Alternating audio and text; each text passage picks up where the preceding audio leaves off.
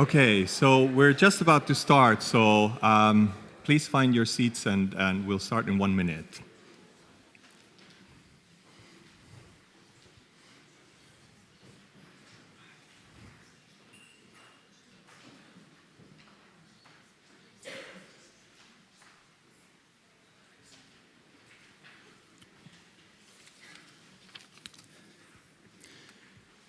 Great, friends of science, I'm very delighted to welcome you warmly this morning to discuss the future of science advice here in the National Museum in Helsinki.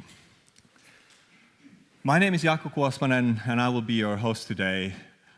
I am the Academy Secretary at the Finnish Academy of Science and Letters, and I also coordinate Sofi, the Science Advice Initiative of Finland.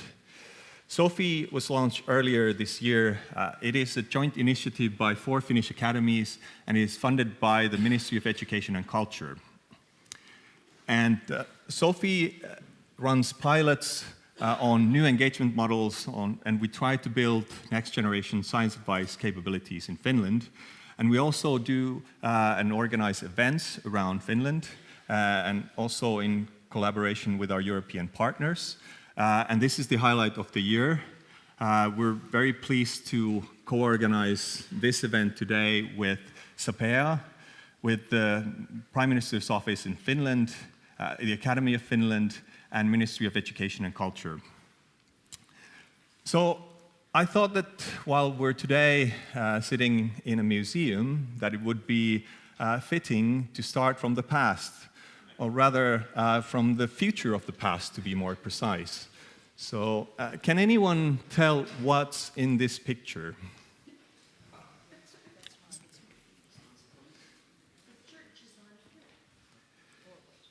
The picture is from 1626, from Francis Bacon's New Atlantis. And so, many of you know the story of New Atlantis and of Solomon's house. And as Bacon talks in the 1600s religious society, he talks about inductive methods and talks about multidisciplinary research institutes that have been inspiration for things like Royal Society in the UK. And it's safe to say that at the time of Bacon's writing, Bacon or the governments of the time who were very religious would not believe that, for example, governments of today would use randomized controlled trials to try basic income as a social policy. It's been a long ride from there to here. So what I wanted to put the picture here today to you is to remind you that although we're talking a lot about how science advice is organized today and how it works, this is partly the reason of the event, so we share understanding of exactly we are doing at the present, but I also want to encourage you to be visionary and push your thinking towards the yet to be. We are facing a lot of things, as we all know, and that will really require huge reconfigurations, if not transformations, in how we think also science advice. So I'm pleased to welcome such a distinguished, great crowd today to discuss the topic. We have a tremendous program, and we have about 50% of registrants from internationally, so we very much welcome also our international guests, and we are happy to connect Finland to the European discussions on the topic. We'll start with the plenary sessions. We will have 2 short introductory notes from organizers, and then we will have a plenary dialogue on the European system, after which we will discuss science advice ecosystem in Finland. Then we will have a tremendous lunch, Finnish fish and vegan options available. And then we'll have workshops, and at the end we'll debrief and we'll get together and collect, and we get to vote also on messages. So today we also get to use our voting power. Now, it's the previous departing commissioner, Carlos Moedas, said that the next step in science advice is citizen participation. And I'm delighted to say that we've taken the next step here today, and we've invited civil society auditors to join us today, the discussions. Could you please stand up, auditors, for a moment? Excellent. So just to remind you that you're being watched, so please, the idea is to be that we are accessible, understandable, and also considerate, and we are trying to take the next step because too often the discussions on citizen participation become lip service instead of actual discussion on what we can do. The civil society auditors will join the workshops, the conversations, will monitor, and then they will also give their debrief and their comments in the final session of today. Now, just practical things, we are running a paperless conference today, and so you can download the app and you can also find the program from the website up there on the left side of the screen. The Wi-Fi code is down the bottom of the screen, and on the top right you'll see the hashtag that we use for Twitter today. So please use the hashtag if you tweet today. Okay, so next we will hear two short introductory welcome notes about why exactly we are here today. The first one will be from the president of Finnish Academy of Science and Letters, Risto Nieminen, and the second one will be from chair of SAPEA board and president of Academia Europe.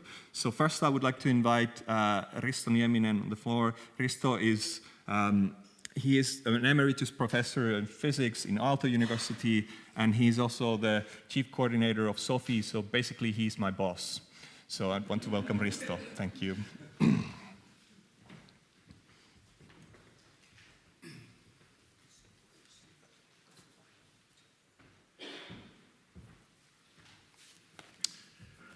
Thank you, Jaakko. And also good morning and welcome on my behalf. It's a pleasure to see you all here. The subtitle for this session is "Why are we here today?" in the cold November rain, I would say. Personally, I have a very simple answer to that question. We all are interested in providing mechanisms, ecosystem, tools to organize, to promote, and to consolidate evidence-inspired or evidence-informed decision-making in the society at large.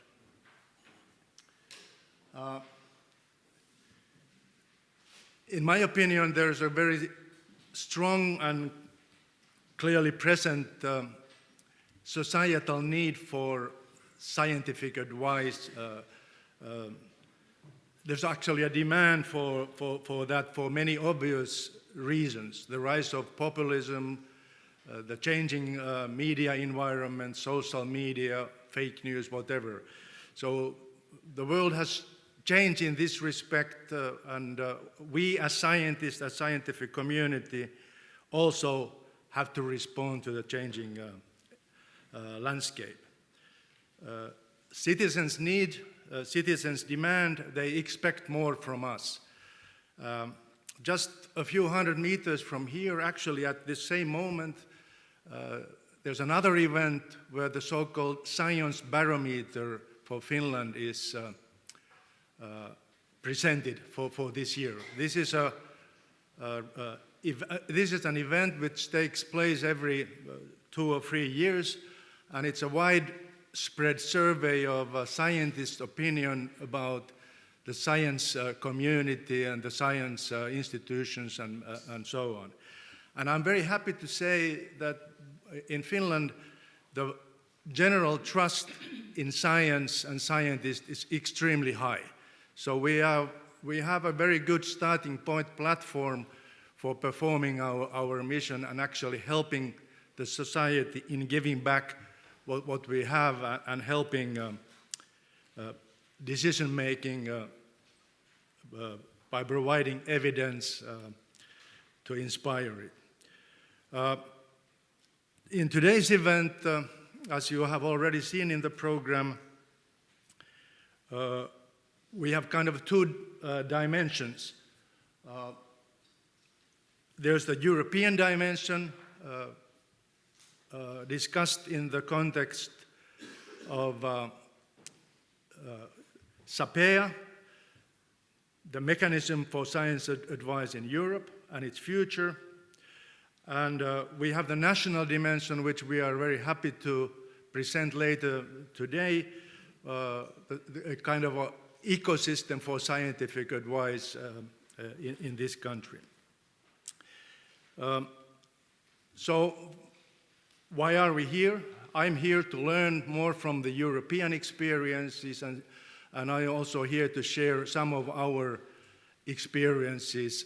We are in the middle of a process of developing proposals for a system, so it's very important for us to get inspiration and learn from others' experience. I also see that the European dimension and the national dimension, they have to be in balance and in harmony. There's no need to repeat in each member country. Many of the issues are common to all of us, and we have a much broader base of expertise which can also be applied at the national level. So developing the national dimension and the European dimension together is very important. I will have later a chance to discuss a little bit more of our work so far in developing the so-called Sofi science advice mechanism or initiative of Finland. But as I said, I'm very happy to share our experience together with the much broader-based SAPEA. I'm the president of the Academy of Science and Letters. It's a very traditional academy, 111 years old, representing all sciences except engineering. We have been requested to lead this effort of building mechanisms or proposing mechanisms for the science advice. We're very happy to put together this event together with SAPEA and our many Finnish partners whose logos you can see at the bottom of the slide. These partners together form what we call the ecosystem. So why are we here? We are here to send a message, hopefully a clear and loud message of the future of science advice to two recipients, the Finnish government and the European Commission. A strong message how we want to consolidate mechanisms for evidence-inspired decision-making. It also happens, of course, that Finland is holds the presidency of the European Union right now, and we are very happy and pleased to have the support of the Finnish government in including this event as part of this program during Finnish presidency. So with that, again, I wish you all warmly welcome and look forward to lively discussion during today.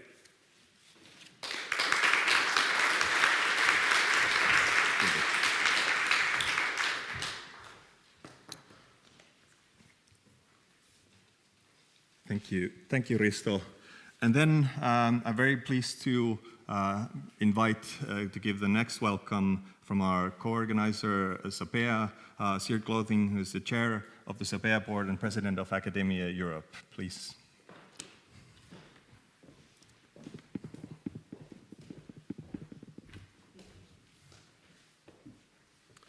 Thank you, Janko, for your introduction and, of course, also for your hard work for making this meeting a reality. It is a great pleasure for me to welcome all of you to this event in my capacity as chair of SAPEA, the consortium of European academies for science advice for policy, making part of the scientific advice mechanism set up by the European Commission.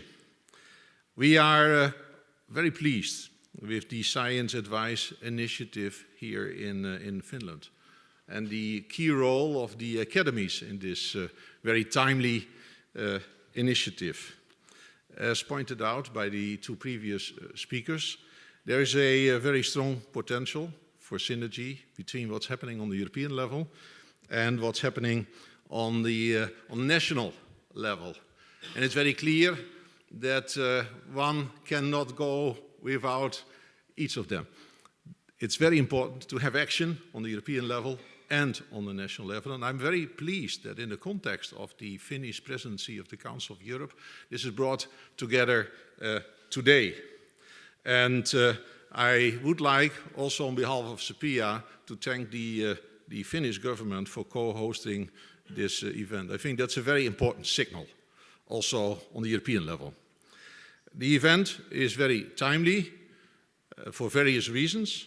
The new European Commission taking office, the Finnish initiative, and we have also to celebrate something. SAPEA is existing now for 3 years. It's a young kid on the block, but it's learning fast. And it's learning fast because it's part of an ecosystem shown on this slide, where we are in a very happy partnership with the group of chief scientific advisors and the SEM unit of the European Commission. In this case, 3 for tango. And it works. It works, it works in an environment which is characterized by union in diversity.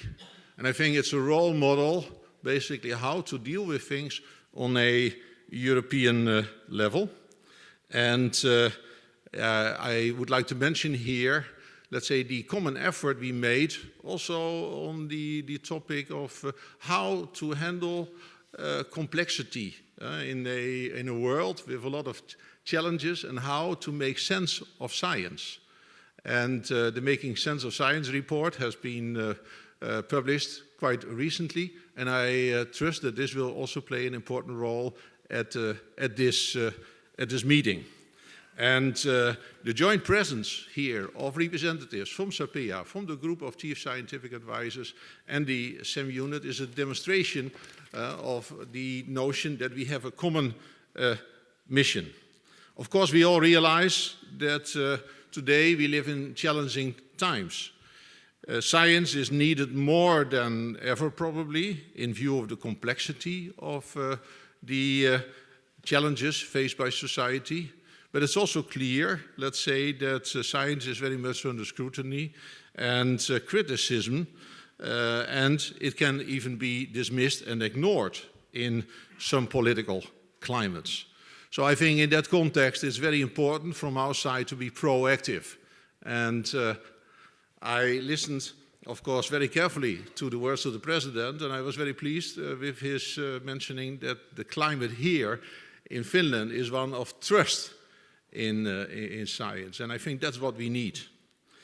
The European Commission, I think, has clearly demonstrated vision by setting up the scientific advice mechanism, the cooperation between the consortium of the academies, the group of chief scientific advisors and the SEM unit. And it's all about independent advice. And here the academies come in as independent bodies, not going for their own interest, but really serving the community, bringing the best science together. And of course, very important is to mention here that the issues that come on the table from the side of the Commission, like food from the oceans, like cybersecurity, like the energy systems of the future, all are of multidisciplinary nature. And that's exactly why we formed this consortium of academies in Europe, federations of national academies, like FEAM, the Federation of Medical Academies in Europe, like Eurocase, the Federation of Academies in Engineering, but also federations like ALEA and ESAC, bringing in also the social sciences and humanities. and of course Academia Europaea, pan-European academy with 4,000 members from all over Europe. So I think that is really added value, and cooperation between academies on this scale has never existed before. And I think this is a very important spin-off of the design of the scientific advice mechanism. So I think from our side we are very grateful to the Commission, and we trust that the new Commission will be very motivated to harvest further on the fruits of this model. So I think today is a great opportunity, as mentioned by the president of the Finnish Academy of Science and Letters, to basically to exchange best practice on the European and national level, and to synergize this best practice. And in that context, I'm very happy again to see many people here from Finland, but also from other countries. And I trust that this will be a very productive and inspiring meeting, and I would like to thank all of you for being with us here today. Thanks for coming. Thank you, Sierd. Then we will move on to the program and more specifically to the EU level. And I'm very pleased to welcome a brilliant panel discussion or dialogue on the future of science advice in Europe. The dialogue will be chaired, or actually it's a standing discussion, but it will be chaired. So by Marja Makarowin, the director of Biocenter in Finland. Professor Makarov was previously the vice president of Finland and chief executive of the European Science Foundation, and she's also one of the mentors of Sofi as well. So I'm very delighted to welcome Marja, please. And then I'd also like to welcome Pearl Dykstra. So Pearl is the deputy chair of the European Commission's group of chief scientific advisors. Professor Dykstra has a chair in empirical sociology and is the director of research of the Department of Public Administration and Sociology at Erasmus University, Rotterdam. Please welcome. And then I'd like to also welcome our third speaker, who is Win van Saarloos. He's the president of the Royal Netherlands Academy of Arts and Sciences. Professor Saarloos is a professor in theoretical physics, and he focuses on statistics, physics, and condensed matter physics. Please. Thank you very much for the introduction. So, ladies and gentlemen, panelists, good morning. Welcome to this dialogue on the future of science advice in Europe. So, let's get started. With each incoming commission, the way of how science advice is delivered has been changing. So earlier, before 2015, the commission had a chief scientific advisor, one person, Professor Ann Glover. And in 2015, then the science advice mechanism, SAM, was established, and it consists of the group of chief scientific advisors and SAPEA. And SAPEA, of course, embraces now academies across Europe, and through these academies, thousands, if not more, scientists, members of the academies. Pearl, as vice chair of the group of chief scientific advisors, why was this a little bit complex, perhaps, or a new model? Why was it set up? Yes. Thank you, Marja. I can there's so many acronyms. It's awkward. There's SAPEA, there's SAM, there's SAM unit, there's GCSA, and for outsiders, I fully understand that it's complicated. SAM, and even the word scientific advice mechanism, it's awful, but okay, this is Brussels reality. One is that Commissioner Juncker, with establishing the science advice mechanism, acknowledged the importance of evidence-based policy, but I think it's also important to know that there's much more science in Europe that is addressed to evidence-based policy making. Think of the wonderful joint research centers, and I know that representatives from the joint research centers are here. Why the SAM mechanism. One is to be independent, because the JRCs are still on the payroll of the European Commission. Why 7? The experience with Anne Glover is she was alone. She could be attacked from all sides, and it happened. And Anne Glover did have an advisory board, but it was very small. It was rather insignificant. And so Commissioner Juncker decided we need something that's more substantive, and that's why 7. Why 7? I know even this morning I received that question. Where is the medical representative? We are 7. It's great how we were selected because we represent East and West and North and South Europe. We represent 7 disciplines, but we don't cover everything. There's no way we can. Supposedly, we all have excellent academic reputations, but what's more important is that we can work with, yes, another acronym, SAPEA, Science Advice for Policy by the European Academies, so that we, 7, have access to 100 academies that are brought together in SAPEA, and it's not only that we can rely on the work of the established senior members of academies, but they also bring in the young social science. And I want to point to the importance of what we call the SAM unit. 20 excellent scientists in Brussels. They are good. And they help us, they prepare us, and what they do, their specific role, is to negotiate with the policymakers. What is your question? Is it a scientific question or is it a policy question? And what they also do is, okay, there's a lot of knowledge. How can we use it? Because that's when we bring in our own topics. And how can we best present it to the European Commission? How can we be most effective? So within Brussels, given the diversity of all of Europe and the diversity of topics, I think this is a very good scientific mechanism to use these difficult terms. Thank you, Pearl. Can you ensure us that SAM will continue with the incoming new commission? Nothing is ever... I can tell you my contract has been extended. Okay. We also know that there are... the relationships with the commission are not... Well, we don't know yet. We don't even know when the commission's going to come. Will it be the 1st of December? We don't know.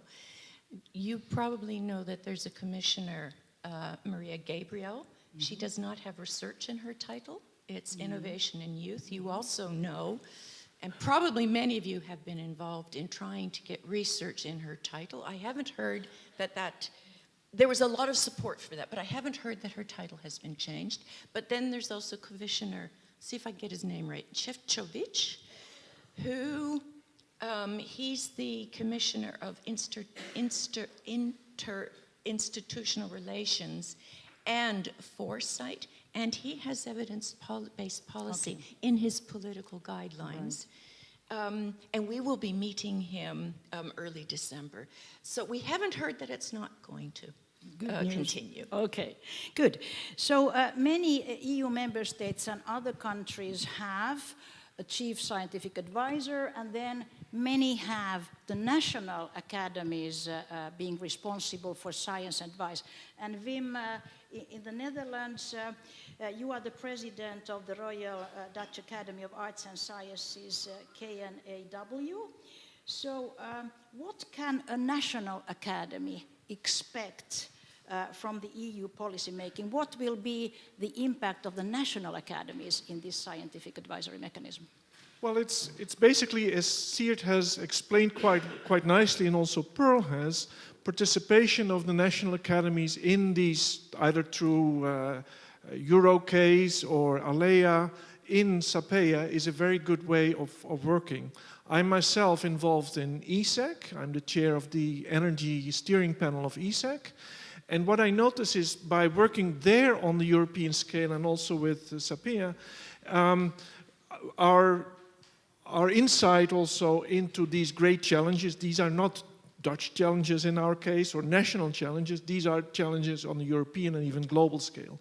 So I also feel that, first of all, it helps us to give input to the European Committee through this mechanism, but also we get added value within the Netherlands. If we work together in these reports have much more impact in our own country also, because we work together with the others.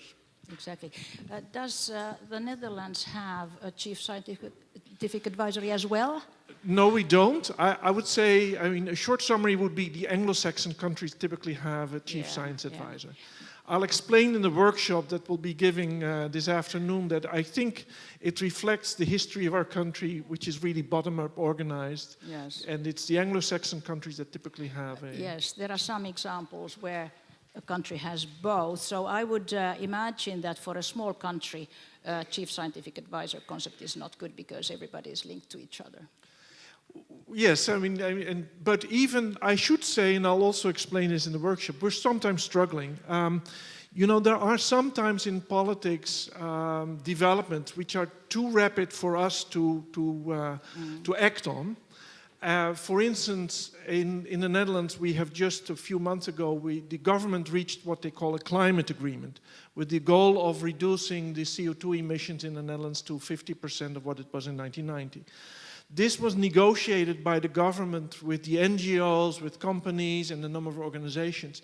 And science, I think, was too much on the backseat. They didn't consult us, and we didn't have the strength to really be involved in all these discussions. There's someone in the government with a bit of a role of a chief science advisor, I think would have been very helpful to link to us and get us involved there. Okay, very good. Now, the Joint Research Centre, which provides science service to the European Commission, was mentioned by Pearl, and I know that there is at least one representative of JRC. And now JRC has, if I have the most recent number, 3,000 scientists, researchers working in 5 European countries, I believe, and absolutely excellent research infrastructure. So could you perhaps explain to us why is it important to have research done in an organization, the task of which is science advice to the Commission? Thanks very much for this opportunity. My name is David Mayer. I run one of the teams inside the Joint Research Centre. I'm giving a talk later this afternoon, so I can go in... Very shortly. Why is it important to have research, dedicated research conducted to support science advice? I think for all the reasons set out very beautifully in the report that Pearl spoke about, this challenge of bringing the worlds of politics and policy making and science together. Yes, you need independent science outside, speaking truth to power, but also inside you need scientists who can work together with policymakers to co-create both the science to support policy, but also to co-create the policy that is firmly based on the good scientific evidence. And we in the JRC, you may not know this, but we work for every single European policy. We do something for everyone, and we have pretty much every scientific discipline within our house. So we're a sort of unique, in global terms, we are a completely unique plug-and-play organization that has the ability to work with any sort of scientific discipline, but also sit across the table with all sorts of different policy departments and bring them together, playing this role of honest broker. Right, and probably conducting research keeps the staff's competencies at the level where it should be. So we have a pretty good track record in terms of publications, and we did a report recently. We're in, I can't remember offhand, but I think something like the top 10 of world research organizations in the fields that we're most active in. So we do certainly do that, but that's not really our only metric. We also a bit live or die as to whether we actually have some impact on policy making. Because if European Union policy making doesn't change one iota as a result of our work, then people will say, well, what's the point? So we work very, very hard not only to produce excellent science and have that recognized in the scientific community, but also actually change the outcomes of European policy by doing this business of when the policy debate turns on a particular issue, to be there at the right place and the right time with the most pertinent scientific facts that will bear on the direction the political debate turns. Right. Many countries have state research institutes. We here in Finland have 12 of them. The legal task of these institutes is to provide evidence for policy makers, and in the next session we will hear about the Finnish system from Lea Kauppi. Also, the Academy of Finland hosts a program for dedicated research to be done to support decision makers and policies, and let's see whether Heikki Mannila from the Academy of Finland will refer to that later on in the next session. Now, we heard that we have in the audience civil society auditors, and I believe you are 6 of you. So diversity in any panel guarantees quality work, right?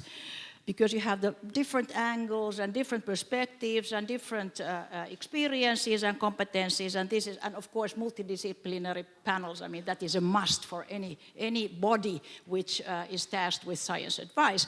And there we can list elements of diversity, the sort of scientific discipline, of course, that people represent, and career ages, and of course, different member states or different nationalities and cultural backgrounds. But now, as we have you, auditors here, how do you see the role of citizens in such panels which are working to deliver science advice? Would anybody of you 6 reply, please?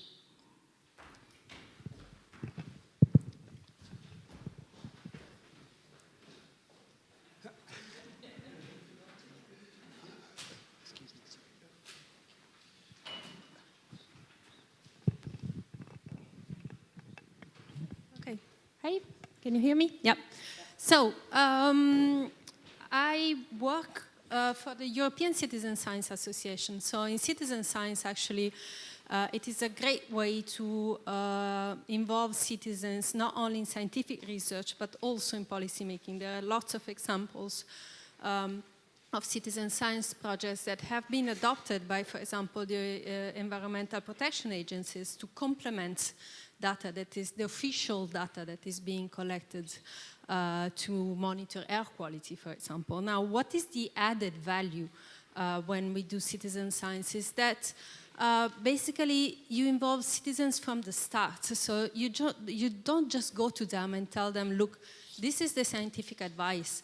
This is the data that we have, and it says that it is good for the environment that you do that, that, and that. But by involving them in the process from the start, you empower them to make informed choices, but also you make them feel part of having an impact on the policy. So not only they contribute to collecting very relevant data, but they also feel like they can be actors of change, for example, within the community or within the city where they live. And there are really fantastic, amazing examples of how this can be used to have better informed policy making, and maybe later I can share some of these examples with you. Thank you, Pearl. How do you see, how could the civil society representation be, you can get, thank you for running. How do you see, Pearl, how would the representation of the civil society be realized in panels? Citizen science is a very hot topic right now, and you had one kind of citizen science, that is where citizens they participate in the data collection. You also referred to citizen science where citizens are involved in developing questions. And of course, these efforts enter into the literature or enter into experts' minds, and that's where SAPEA come in with their evidence review. And they do their evidence review, and we take that, and we also look at the quality of the science that is the basis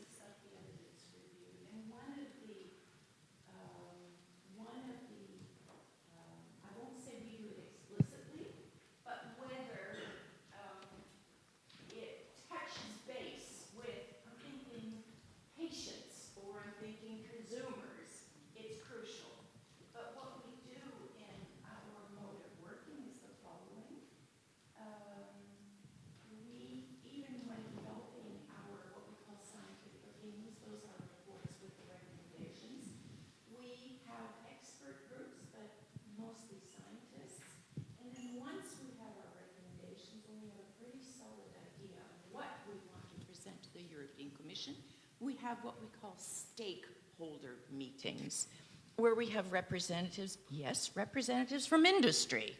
We have representatives from NGOs and representatives from citizen organizations. Not that we will change our recommendations in response to what we are told, but it does help us see, find, feel whether our recommendations, to say, land, whether they are accepted or whether we might run into opposition, which is again crucial in our negotiations with the policymakers. So it is organized, but it's easier to say citizen science, and it's important, and policymakers love it, but I think we haven't arrived at the ultimate in our efforts in how to do it. I'm also thinking of this wonderful, and it was also in Europe, Sense About Science. Again, an organization of citizens who realize, who want to know more about science for questions that they grapple with. So I think it's important to acknowledge the importance of citizen input, but that's not the same as that it's simple in how to organize it. Right. Wim? Yeah, I just wanted to add, and Pearl already mentioned this, it's not quite citizen science, but I think we have to learn, and that we also do at the academies, how to understand what the citizens are struggling with, if you think about vaccination or topics like that, and that we learn how to explain what we do know and what we don't know. And that is part of the things that we can learn from organizations like Sense About Science, etc. Right. Choosing the individuals to be listened to may be tricky. So NGOs, of course, are an evident body. So any of our auditors, would you like to add something to this particular topic? If not, thank you very much. Let's move over to the urgency issue that you already alluded to. Now, new technologies are always already in use when regulation is starting to be considered. So technology and thereafter regulation. And we have many examples of today where this is a burning question. Take social media, Facebook problems, take the CRISPR technology, modification of genes of a human fetus. So can SAM help to accelerate the regulation process of new technologies? What a question. Can we accelerate the process of accepting new technologies? Yeah. No, we cannot. But what is crucial is when we talk about an evidence review, it's a review of where we stand now. And it's crucial in such a review to say, what do we know, what don't we know, where is there a lack of consensus, but also what don't we know? And I'm going to take the example of the microplastics, one of our recent topics that we worked on. It was a fascinating topic because we felt that the policymakers, there was a lot of pressure on them from citizens, do something about microplastics. They're scary, and think of the images of, turtles in nets and plastic nets, and we have to do something about it. And then if you look at science, part of the science was saying, it's not a problem. It's not a problem. There are very few studies showing poor health effects. And if there are studies showing poor health effects, it's based on laboratory work where the concentrations are much higher than anything that would be happening in nature. But there are certain indications that in certain parts of the world, that yes, in the soils, in 2040, the levels will be much higher. There are also indications, or what we don't know, is nanoparticles. Very little research has been done on that. We don't know whether that's hazardous or not. So here, we played a role in saying, policymakers, we don't know this yet. At present, we think it's safe to do this and this and this, but keep an eye on nano and keep an eye on deposits of microplastics in sediment. So in that sense, it's not new technology, but it is very rapidly occurring changes. And of course, we can use science to point at these changes and to alert policymakers and citizens and fellow scientists to where the knowledge gaps are. And we have to be that was the fun or the exciting part of this, doing this interaction with the policymakers, to tell them, relax, relax, relax, and on the other hand say, but there are clear knowledge gaps which need to be addressed. But Pearl, the CRISPR-Cas that you mentioned rightly is a new technology where I think Europe is struggling also with the. We aren't struggling. Well, struggling in the sense of the law, which is the European laws that somehow make some of the things difficult in Europe. Okay, but our opinion on CRISPR-Cas is very clear. What we're saying there is that it wasn't an opinion, it was what's called an explanatory note, where we're really good at difficult terms. An explanatory note in which we took conventional breeding techniques and the genetically modified and the CRISPR-Cas. And we very clearly, on a number of criteria, said, are they hazardous or not? And the CRISPR-Cas, all the indications are, no, it is not hazardous. But that's something else than having to be, being in the court of justice. So our message is clear, but we also have to accept that policymakers, and in this case the Court of Justice, has other inputs to consider. Sure, that we agree, but I think in answer to Marja's question, I think you do play an important role there in maybe not accepting, but at least in judging what the status of these new technologies is and to what extent they are hazardous or not. Yes. Okay. Now, Wim, you mentioned that as you in the Netherlands have the academy but not a chief scientific advisor, and you mentioned that a chief scientific advisor type of expert would be very useful in urgent cases where the scientific advice has to come very quickly, and we have so many examples of these urgent cases. Take the mad cow disease and other emerging infectious diseases, etc. So maybe a question first to Pearl. How are you going to tackle these extremely urgent cases where the evidence must come quickly? We do not. We're very clear about that. We are for longer-term issues, but Europe is well organized. There is, and David, I'm going to give him the microphone in a minute. No, there are very clear, we'll use the word mechanisms, so I'm not sure what term to use either, but in health issues, there's a very clear body that will respond. Think of the Ebola. There's also in more environmental issues, I'm thinking of earthquakes and major floods. There is an organization, mechanism group in Europe that will respond very rapidly. But David, you're the expert here. Oh, the microphone. I've got one here. When I was doing a job in the JSC, I once got a call from someone in a policy department, and they said, well, we've got this question, can you help us answer it? And I was thinking, oh, that's good, that's 18 months' work. So I said, when do you need the answer? They said, well, is Tuesday okay? And we had to give an answer by Tuesday. So that's often what we commonly have to do. And in even tighter timeframes, we provide a lot of the underlying science to the operations for humanitarian disasters, where you're not talking in days or minutes, you're talking in seconds of presenting fields, showing what's happened in real time because of tsunamis and all those sorts of things. So you can't only have the science advice, which takes 2 years and comes in a 600-page document. You need the full spectrum. You need the thing that is most commonly, when I work with politicians, they want 3 bullet points, and that's it. So if you can't give your science advice in 3 bullet points in 20 minutes, then you may miss the party and miss the deadline, and the decision will be taken without the science.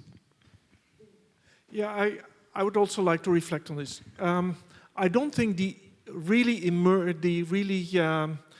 short-term advice in case of emergencies, that's typically not a problem, at least in our country, if you don't have a chief science advisor. I realize it's nice to say in Europe, oh, I'd like to have in my iPhone the number of the chief science advisor of Finland so that I can call in case of emergency. But if someone would, we don't have one in the Netherlands, but if someone would call me in case of something like Ebola or an eruption of a volcano which will disturb the flights, I know immediately who I would recommend, or which organization in the Netherlands I would recommend calling. We do have these organizations, but it's organized differently. So I think there's not the problem. The problem is, at least in our country, I would say, scale of 6 to 8 months, where, for instance, our government negotiates with all the parties and all the companies, etc., and they somehow come to an agreement where science is not involved. That's, I think, the type of advice that I'm struggling with in the Netherlands. Okay. There is at least one representative of the Institute of Health and Welfare, THL, of Finland here. Can I see your hand? If not, then I will. Okay. Could you perhaps comment on this issue of urgency? How does THL react to very urgent issues? Do you have a mechanism to be quicker than the SAM type of mechanisms? Yes, I'm Jouni Tuomista from THL. Now you're asking a wrong person. Thank you very much. The urgent things are usually about infectious diseases and spreading of diseases, so they come from a different department. But there is an active collaboration between THL and the European CDC, and they have this kind of ongoing monitoring of different diseases, and they have plans how to do it. So I'm not involved in that, so I don't know about the details, but there is a system to inform if some outbreak happens. Thank you. Lea Kauppi, you are DG of the Finnish Environmental Institute. Do you have a comment here? Please give the microphone to her. Okay, yeah, good morning. Yeah, Lea Kauppi from the Finnish Environment Institute. So regarding these urgent cases, I think all, or at least all the research institutes that I know, I mean, yes, that's what we have to do. It's more or less the same as with the JRC. Of course, I mean, my own institute used to be even the extreme case, because we had still 1 year ago tasks related to oil spills, and then you really have to have a mechanism that there is somebody responding 24/7. So, but that's, of course, I mean, that's a bit different.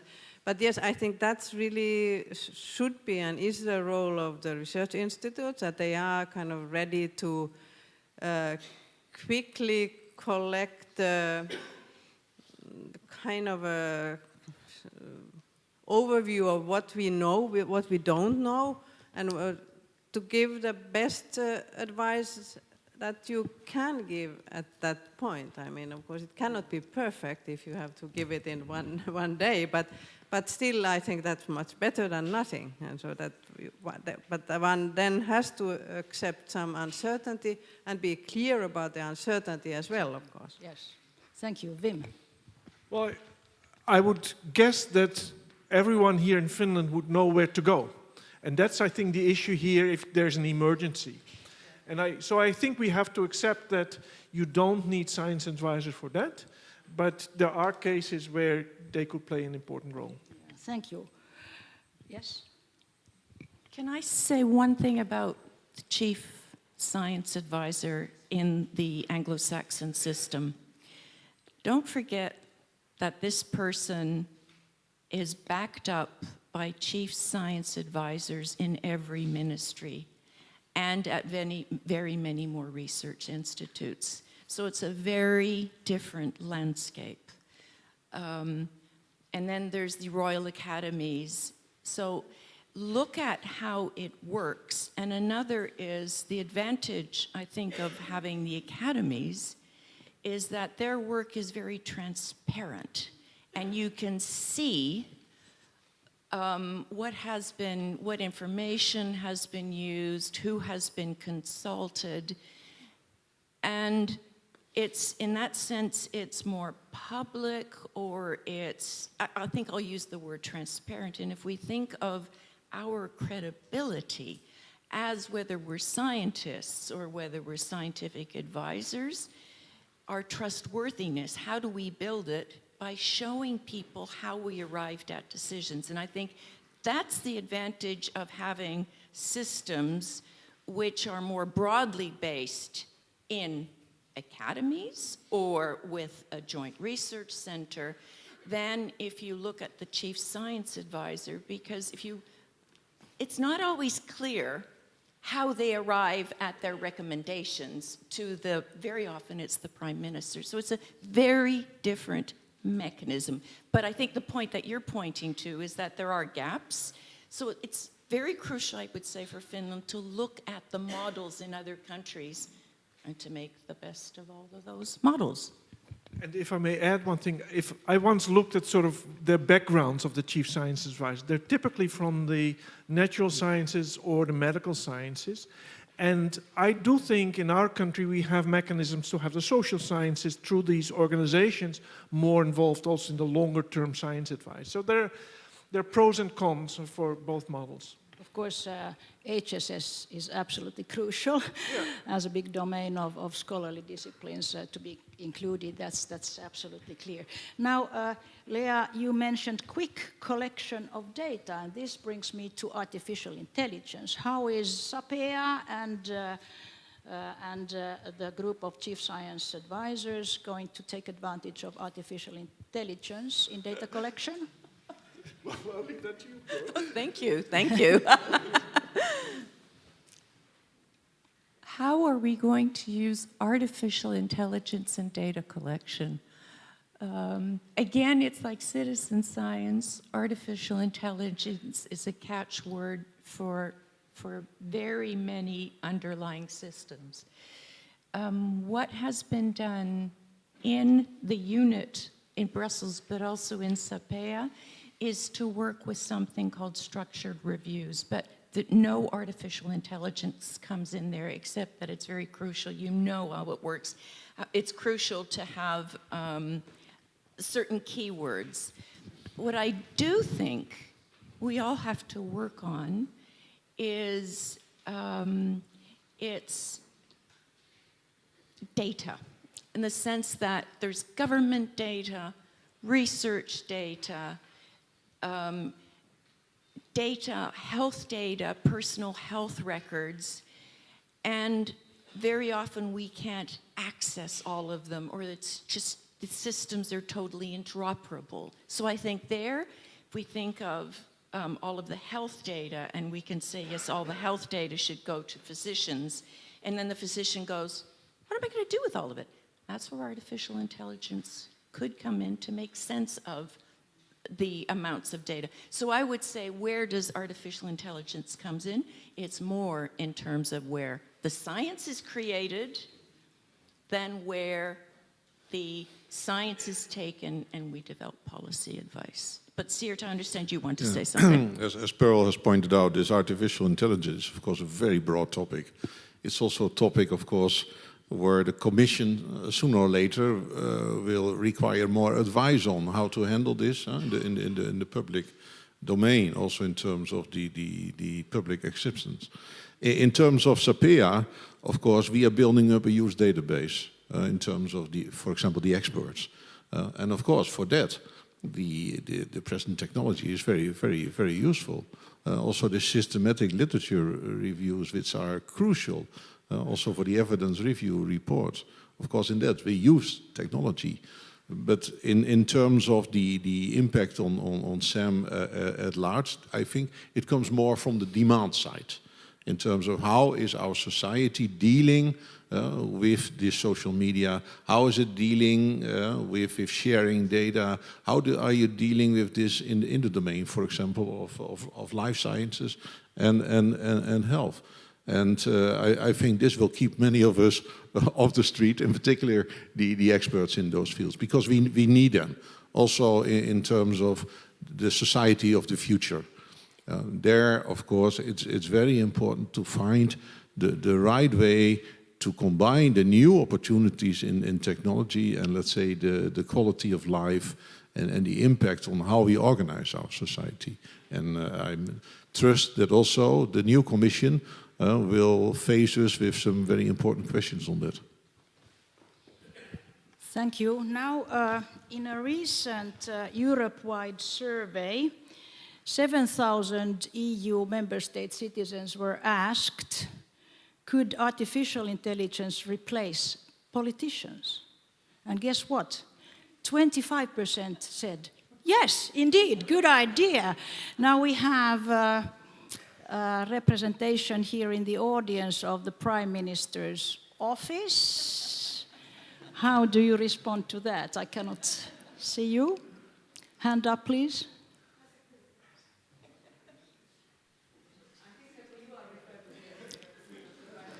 Sorry for the question. Yeah, please, could you repeat the question? I've used Yes. that one. Yeah. So 7,000 EU member state citizens were asked in a recent survey, could artificial intelligence replace politicians? Because of course artificial intelligence quickly collects all the data that is necessary for decision making. So what do you say? As 25% of the interviewees said, yes, that's a good idea. We don't need politicians, artificial intelligence. Well, based on my experience now after 9 months in this job, I would say no.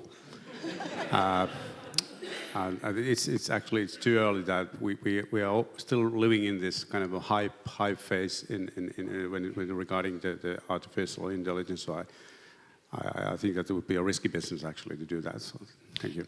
Any other opinions in the audience? Okay.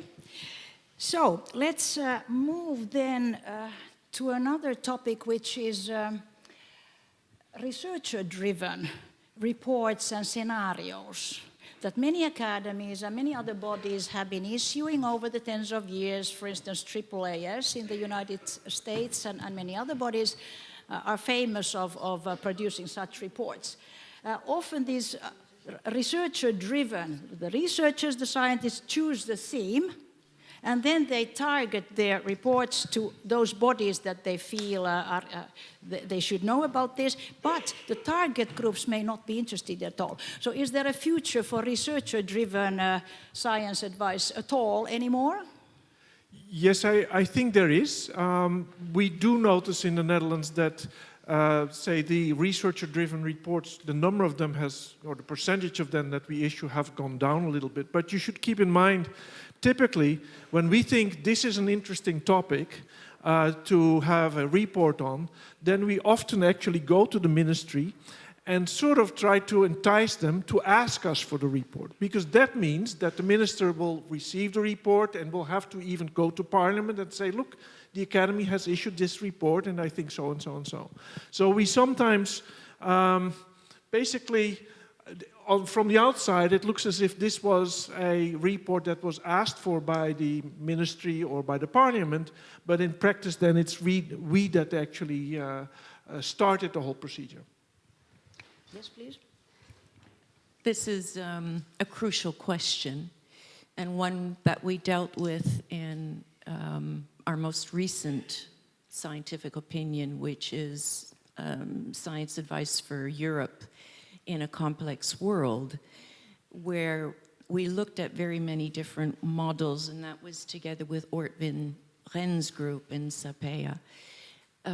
There's one view that we are science, we have to be independent, and we will present you with the best that science offers.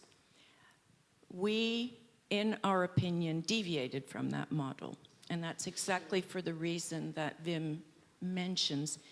To be effective, we say it's crucial to maintain a dialogue with the policymakers, to understand the question that the policymaker has, to know whether it's a scientific question and what the basis of science is to address it. And we have, in our experience, also during the process, actually we've gone back to say, hey, it looks like there's this body of evidence, or it looks like we're going in this direction. Is this where you want to go?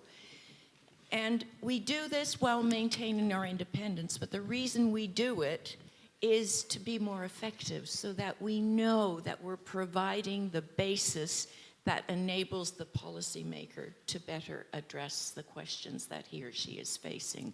So we say it's a continuous dialogue.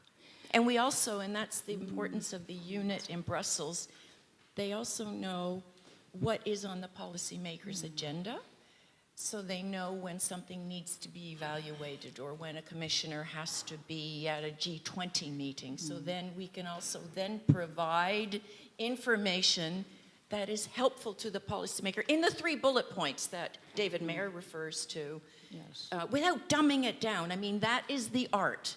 Make it simple, but don't dumb it down.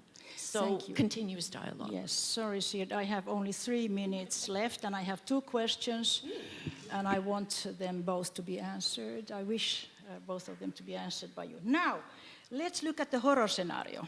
Fake news on a certain very important issue is believed to be true by decision makers. The group of chief scientific advisors contradicts the fake news with scientific evidence. However, in the meantime, the chair of the chief scientific advisors has been captured in a fake video, deep fake, where he testifies that the fake news is true. Do you have a crisis plan for such situations? We do not, but that's where we might call in artificial intelligence. Okay, and then my last question, we need to close with a positive note. So let's look at the end year of Horizon Europe 2027. So in the best case scenario, what is the impact of SAM? We are developing our 4-year report. We've actually been doing this now 4 years, and that report will be coming out in December. But what we'll be showing in it is that we have made a difference, which is incredibly gratifying. We can trace where our insights have been used as basis for introducing new legislation. And why have we been effective? And this is my personal evaluation. One is we can rely on the best of science, the academies. Another is we are separate from the evidence review. So it's us 7, and we agree on what our recommendation's going to be. And another is this, thanks to the SAM unit, this continuous dialogue with policymakers. So our work is very much welcomed. And every meeting we have, one of the commissioners who has commissioned or worked with us will come and say, and they give us very glowing reports about, and why? Because it's excellent science, and why? Because it's tailored to the policymaker's need. Thank you, and Wim? Well, I'd like to come back. I think Sierd was rightly stressing that SAM, this whole mechanism, was started 3 years ago in SAPEA. So I would say let's fine-tune where we are now, and I think there's lots of room for say small improvements. But I think the line that has been started during the last commission is a right one, and let's optimize that. Thank you very much.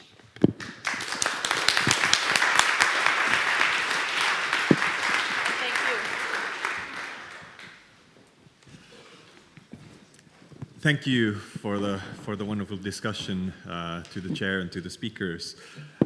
Next, we will move the frame of the discussion closer to home, to Finland.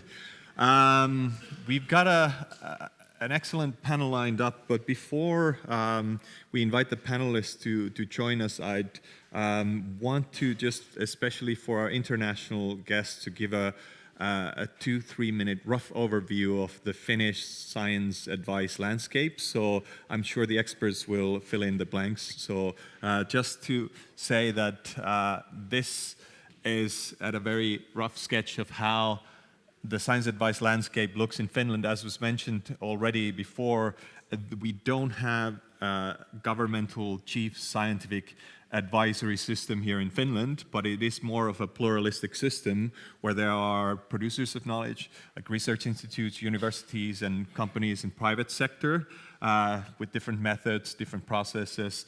There are different broker systems, especially dedicated funding instruments that were introduced during the last decade, strategic research funding and government analysis funding. There are sectoral scientific advisory mechanisms, and there are intermediary organizations and platforms that are coming up increasingly.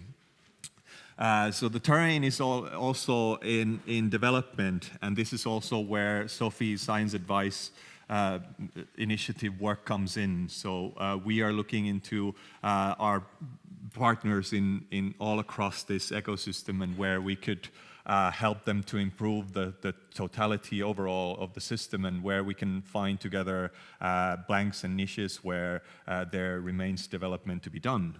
And so we want to do this in partnership with the whole ecosystem here in Finland.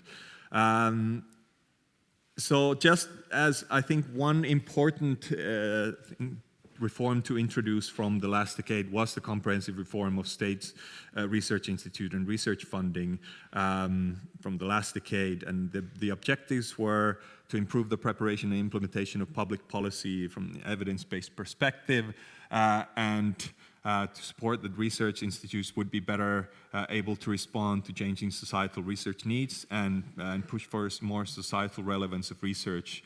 And the key reforms that were taken were structural changes in research institute sectors, reallocation of public research funding, and new funding instruments to provide incentive for collaboration between the institutes and universities.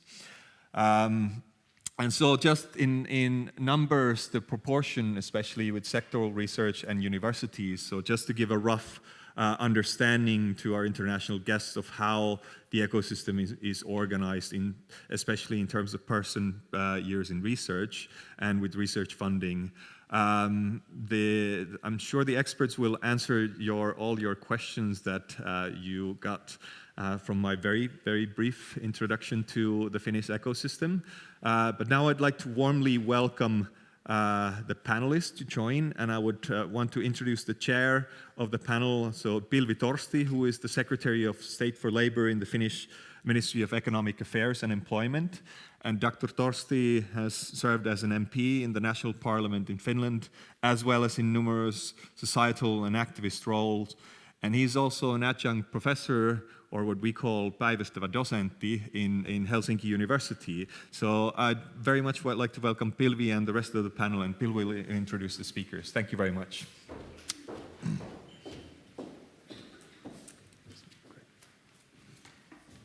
Thank you, and good morning also. Good morning also on my behalf, and thank you for this introduction. So before inviting the panelists to come, all 5 of them, to sit here, perhaps it's also nicer for you to be in the audience, for just to give the entire audience this sort of introduction how we will use our 1 hour and 15 minutes before the lunch, because this is the hardest part of the morning, in particular in the dark November in Finland, so that you understand what is the rhythm of us for the next session. So as aim actually of this session, which I think is quite self-evident, but I think it could still be said loud, is to, of course, present the ecosystem or ecosystem of the Finnish science advice ecosystem as we see it right now, which was already partly done, but we'll continue on that. Secondly, and that's pretty much true, our 5 great panelists, to present some of the elements of that very ecosystem in terms of funding, structures, and so on, so that in particular our international guests can perhaps get some ideas, things to comment later on in today's program as to how the Finnish system looks like to them, what strikes, what is perhaps unique, what is something that has been tried elsewhere, didn't work, and so on. And then thirdly, of course, we want to have discussion in particular about the future.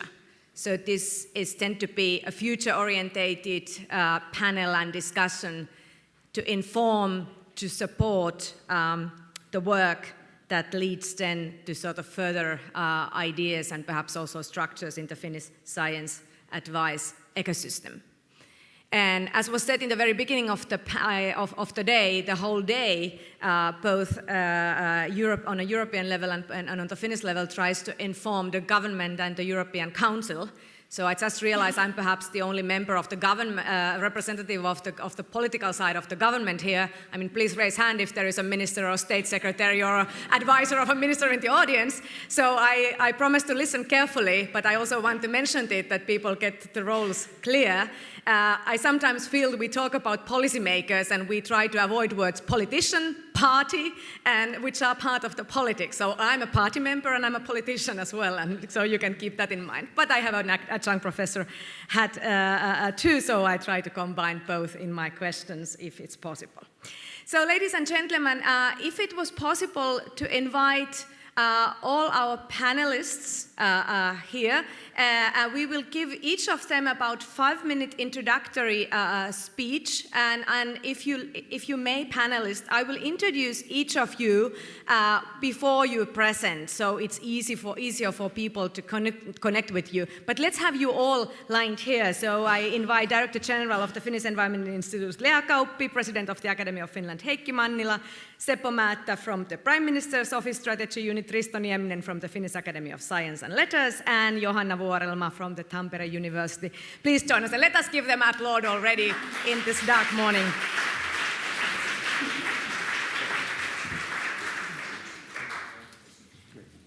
And Jaakko will give nice sitting orders. So each one of them has been asked in advance to prepare a short introductory note.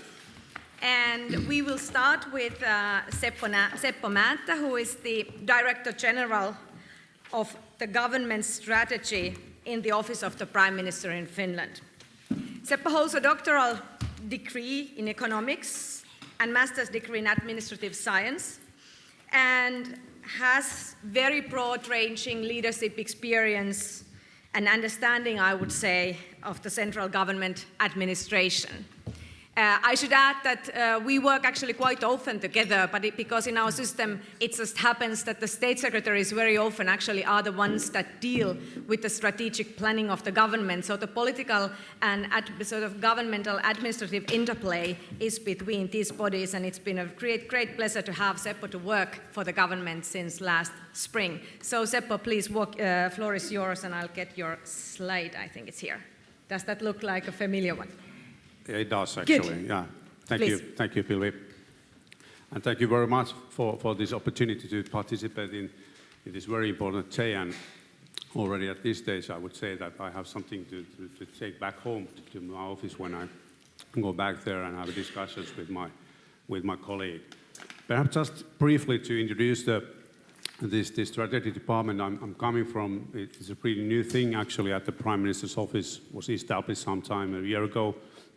And we have a kind of a team of themes located in our department, and one of our teams is actually arranging in a kind of science advice services for the government based on the identified needs to support government in making decisions with the scientific research. And we have different kinds of scientific advice mechanisms as pure research projects. Then we provide also a future foresight projects and a kind of a fast track studies to be made within a couple of months if needed, and then also kind of assessment projects based on, for example, on impact assessment, both ex ante and ex post. Otherwise. We are responsible to follow up and provide overviews of the progress of the government program to the ministerial groups and the government in the so-called evening schools, which are arranged rather systematically. We prepare both vertical and horizontal analyses on the government strategic teams, for example, from the point of view of the policy coherence. We provide consultative services to ministerial groups, and also the forthcoming committees will be set up in short time notice. And also one of our teams is responsible for coordination of Agenda 2030 and its implementation. Rather recently, regarding the citizenship participation, so we've been preparing a concept for the process for the government in preparing the future policy report, which will be provided by the government to the parliament. And one of the basic ideas at this point is to engage very, very broadly the citizens and provide their insights into the future. Well, that was perhaps my orientation. Perhaps if I say a few words about the slides, which was there, actually, I would like to take under our discussion perhaps these 3 points, because we know that we are all living in a more and more complex world, and complexity regards both, let's say, the context, but also the interest we are having from the different actors' point of view. And then we have also different levers of knowledge creation, from being right to becoming right. And then what I have, let's say, identified so far, that we have a couple of crucial points where the magic happens when it comes to the scientific advice. But I will come back to those ones later on. Thank you. Thank you very much for Seppo. And I realized I was almost halfway when I explained the structure of this session. So as said, yes, we have about short introductions, and Seppo gave a very good example of that.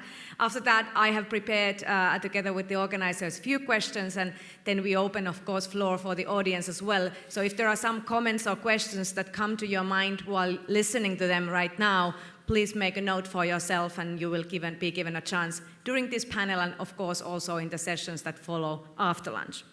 Well, now we move from the Prime Minister's office to the independent research and science and the institution that's called university. I must say I was quite happy there was in the slides of the organizers the budget, because universities are the ones here that really do the research work. And of course, if we want to have science advice, the universities are really the key players. As a representative, we have Johanna Vuorelma. She's a postdoctoral researcher at the Tampere University's Institute for Advanced Social Research. Johanna Vuorelma holds PhD in Politics and International Studies from the University of Warwick, and currently serves also in various board member positions. She's also a very active participant in the sort of public discussion and debate as a researcher here in Finland. Johanna, floor is yours, and I think there was also a slide, right? Here. Thank you. Thank you, Pilvi. I would like to talk about today's topic from a perspective of a political scientist. And for me, as a political scientist, I am approaching the question of how science and policy meet from the perspective of democracy. After all, we're all living in democratic societies here in Europe, and when we talk about policy, we also talk about democracy.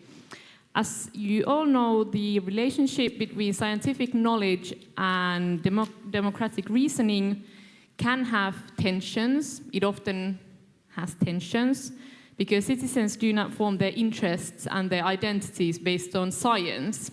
They form them based on emotions and values. This means that there needs to be constant balancing between different knowledge bases and in politics.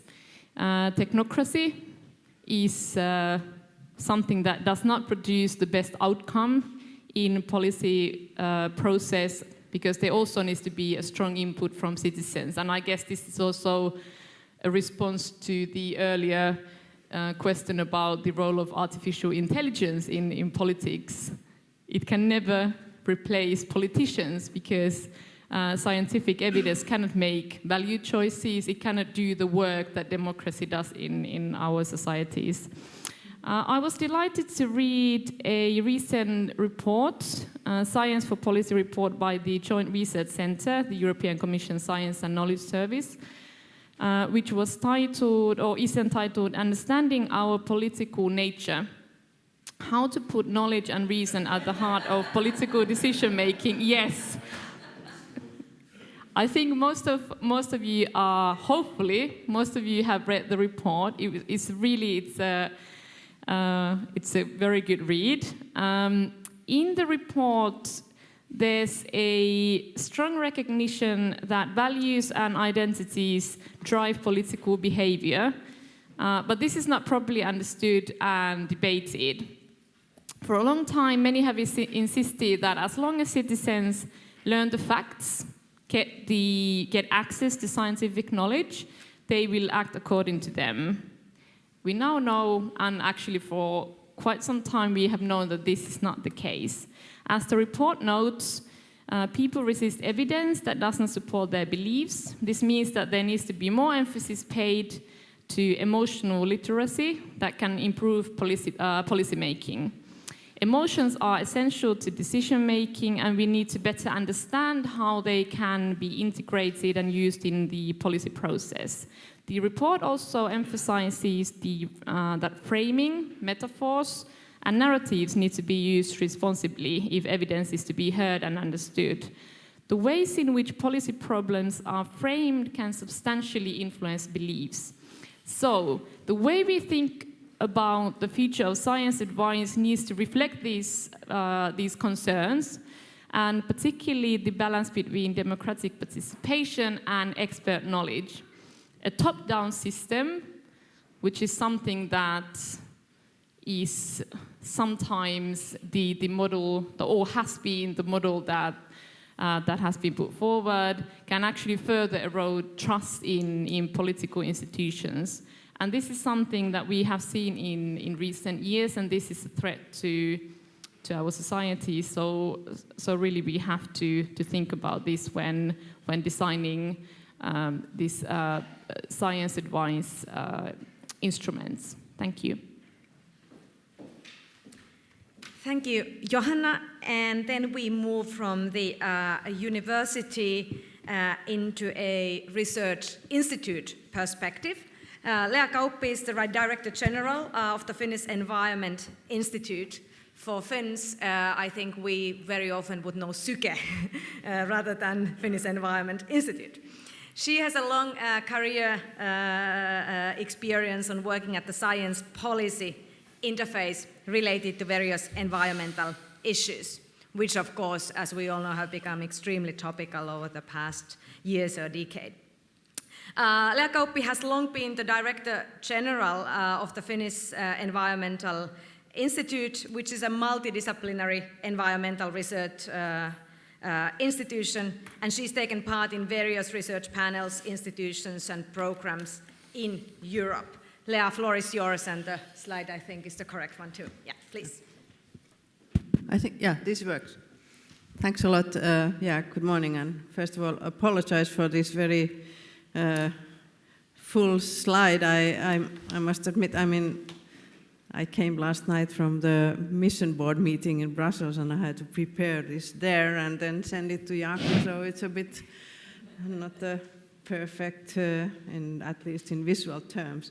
But anyhow, I tried to collect some of my ideas about, what the role of the research institute in the Finnish system has been, is, and hopefully could be. And I really started from the past, because I was thinking about why were these research institutes established a long time ago. And I think the key motivation has always been that the politicians or policymakers, or whatever you want to call decision makers, they needed knowledge and evidence to make better decisions. This is an example from my own institute, that in 1899 there was a terrible flood not like in the Netherlands, but still a serious flood. And then it was decided that for the future, to be better prepared, you need better knowledge base for that. And that was the beginning. I mean, and I think this is certainly has been the model for many or other institutes as well. I mean, for different themes, of course. But, and one typical characteristics of the Finnish system, I think that was mentioned, and I think that is very similar also to the Dutch one. I mean, that we have really a flat hierarchy, so it's pretty, or I would say very easy to have this interaction with different people. I mean, working in administration or in politics, and that, of course, to my mind, makes it much easier also to deliver science advice in the system. One also really key aspect regarding the research institute is that they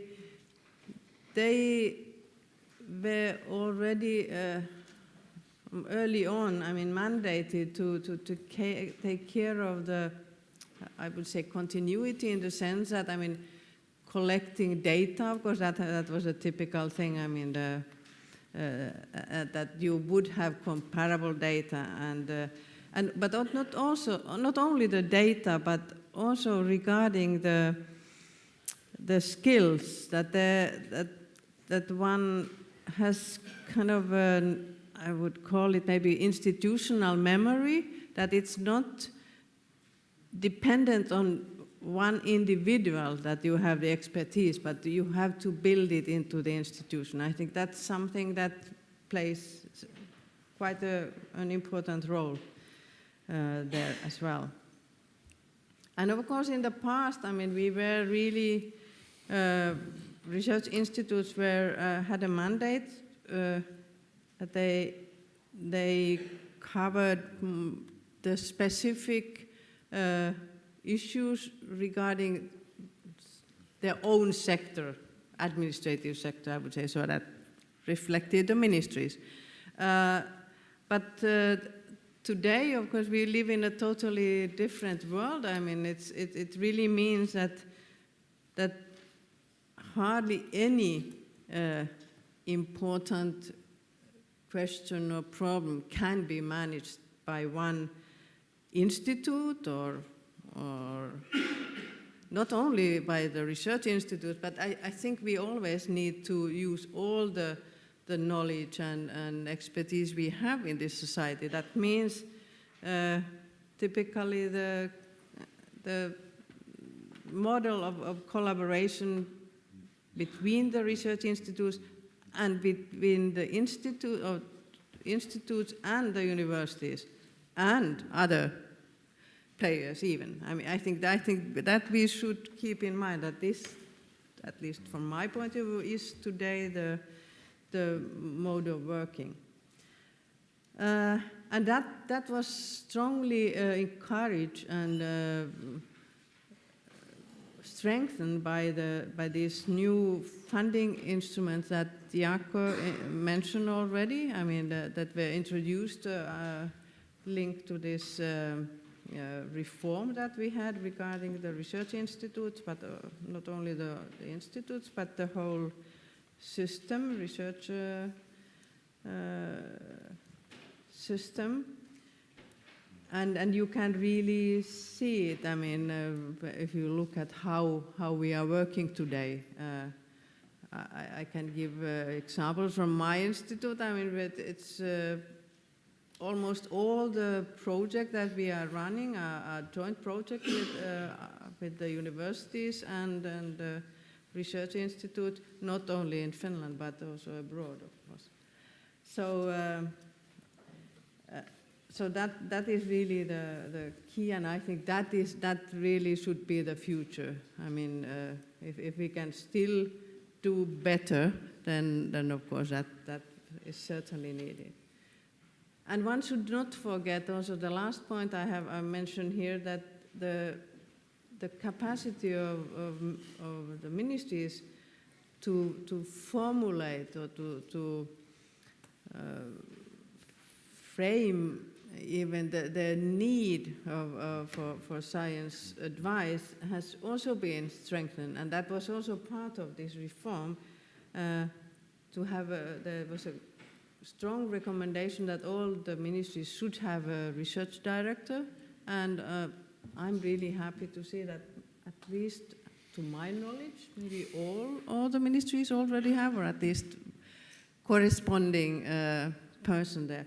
So I think that really makes a difference when we are talking about this dialogue, how we together have to frame the questions that are to be answered. Thanks. Thank you, Lea. And then we move to, in a way, host organization, Risto Nieminen, who was here already in the welcoming part, the president of Finnish Academy of Science and Letters. He's also the professor emeritus of physics at the Aalto University here in Finland, and used to be also the dean of science at that university. Needless to say that he holds numerous positions of trusts globally and in Finland, and therefore has a, I believe, very broad view for the subject we are discussing today. Please, Risto. Thank you, Pilvi. The strength and major asset of the Academy of Science is obviously in its membership. We have 700 fellows elected for life, representing the best and the brightest of the scientific community in this country. What we are now working on, and the Academy is working on, is to build a cultural change, build dialogue, engage our members with the government, with policymakers, in a role, in a way which has been successful in many countries, and we heard from the Dutch example already. Our role models, if you like, are the Royal Society in the UK, the National Academy of Sciences in the United States, and so on. So this is a very traditional, long-standing mode of operation which we want to also consolidate in this country, and as I said earlier, as part of the wider European mechanism, European context. So what can we provide? Lea already here explained the very important part of the ecosystem, the research institutes, which we have numerous, which have a also glorious history, which have important official roles and also are knowledge producers. I see our role as more as providing perhaps a helicopter view into complex issues and complex problems. We are by nature multidisciplinary. This very strongly in our ethos is to promote cross-disciplinary discussion in everything that we do. So we could become, and we want to become, players in knowledge synthesis, in knowledge brokers, and perhaps giving this broader understanding into the phenomena. I also want to emphasize a couple of other words, which were some of them mentioned earlier. We are independent, meaning that we are financially independent also. We don't receive any support from the government for anybody else. We have our own money, we own endowment, and we can operate on that. We're of course happy to receive commissions or contracts if those are asked, but we can very much place and develop our own agenda. So independence we value enormously, and I hope that that's also appreciated by the receiving party. We have no hidden agenda. We are not lobbying for any particular interest for any discipline or any organization. We go science first. The other thing is transparency. So we also value very strongly the transparency in whatever we do. It's visible and very much in the value of open society. And I think Wim already mentioned this transparency. Oh no, Pearl mentioned the transparency, and I fully agree that's really crucial if we want to build a believable system. The third thing is trustworthiness. And I couldn't emphasize things more. I think the trustworthiness of science is now crucial. It has been challenged and it will be challenged in the future, and we will have to do everything to maintain the high level of trustworthiness. If we lose that, then we'll lose everything.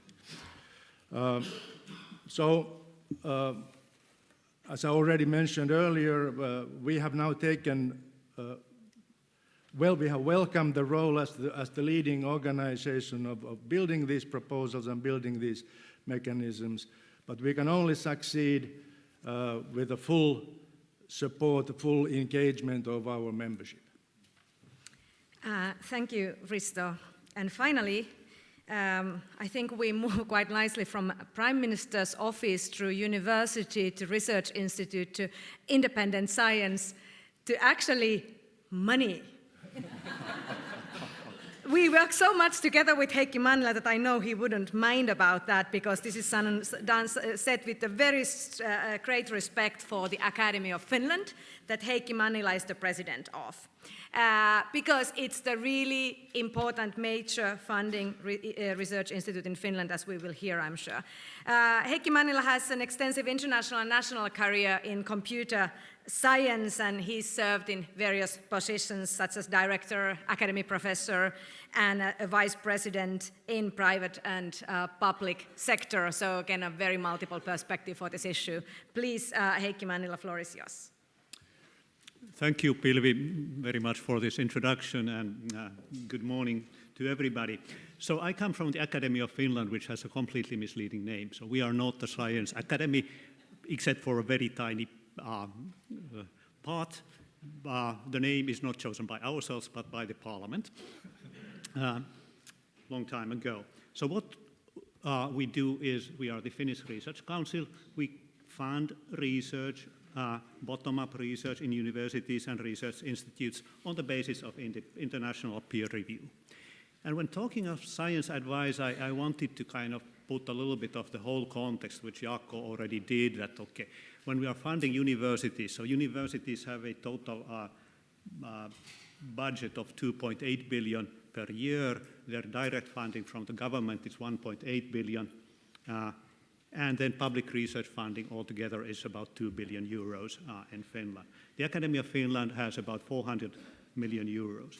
And the size of the universities, it's about 13,000 person-years for research every year, and in the government research institutes about 3,500.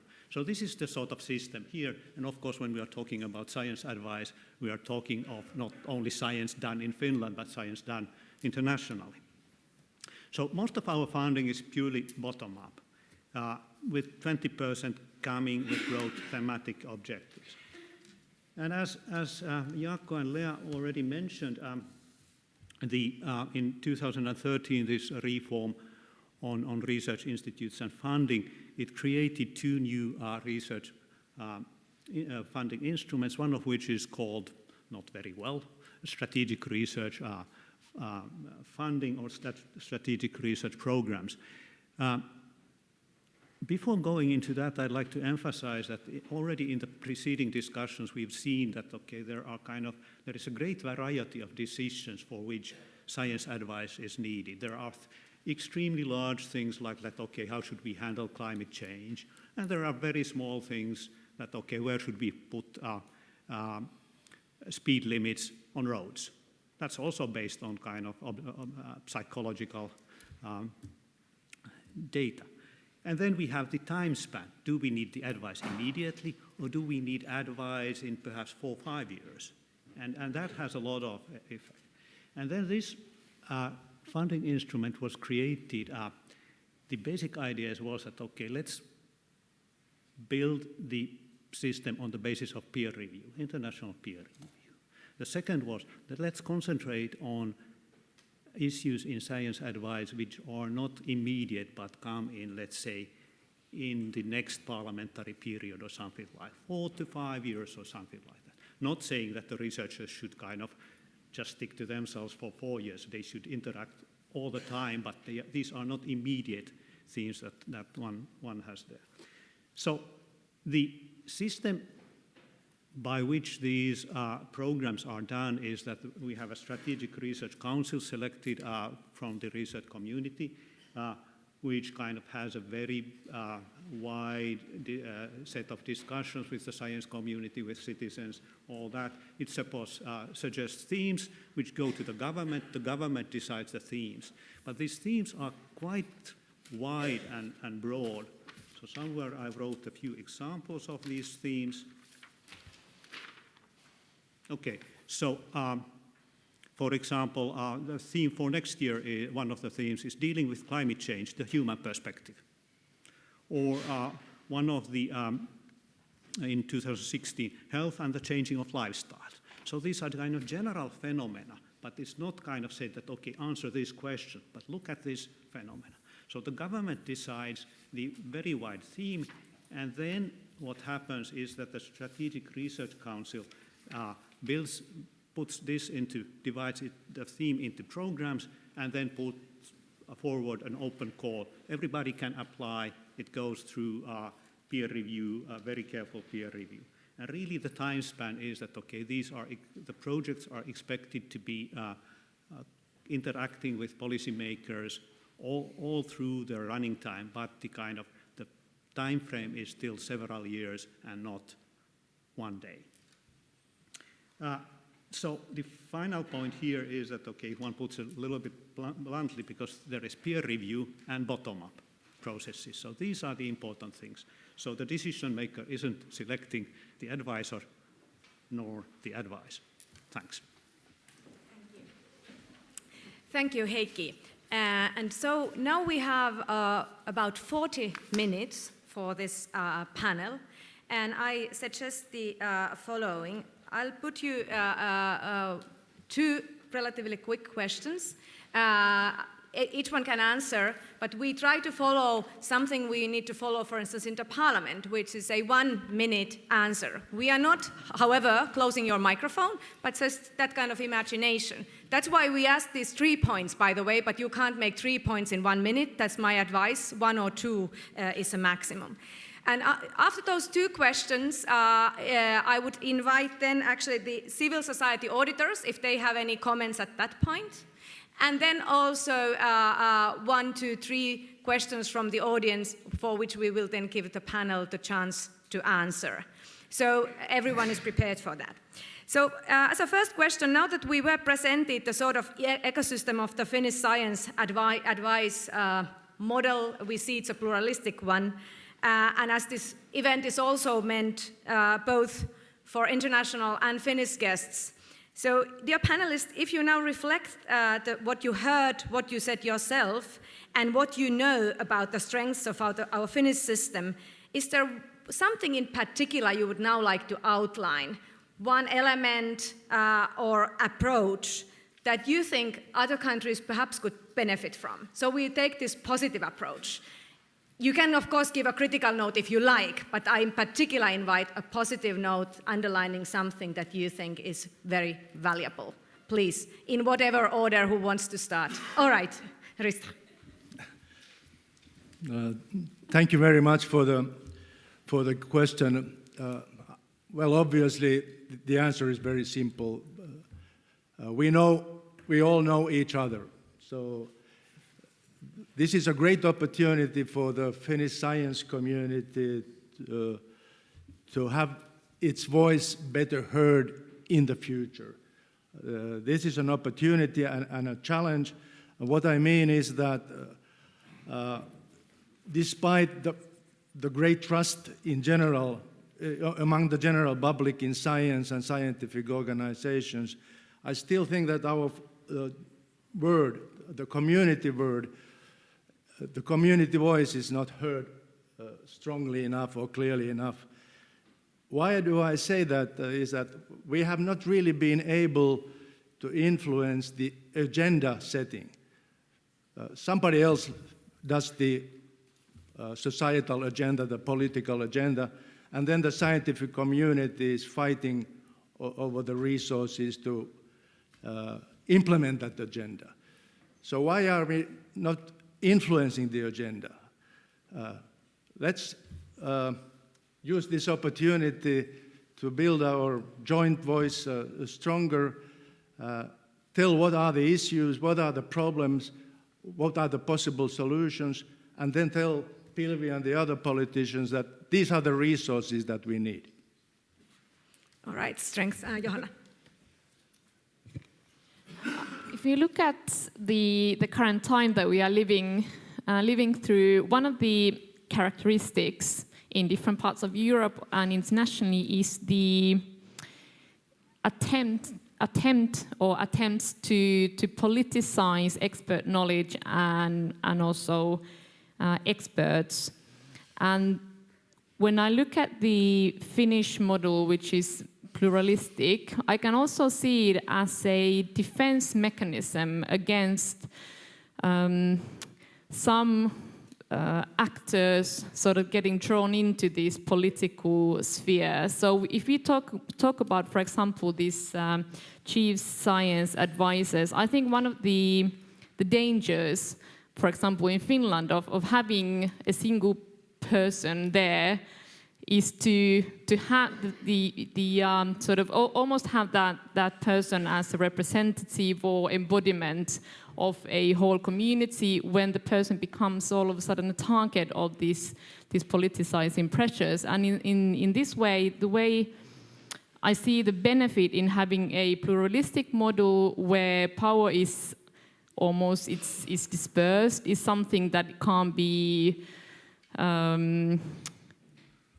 there's not one person that can be seen as a target. And I think we have to think of ways of countering the attempt to politicize expert knowledge, because this is connected to the level of trust that we have in knowledge and science, and the whole landscape in terms of trust in Europe, trust towards political institutions, and also those institutions that are producing knowledge, not only academia but also media, for example. These are all interrelated.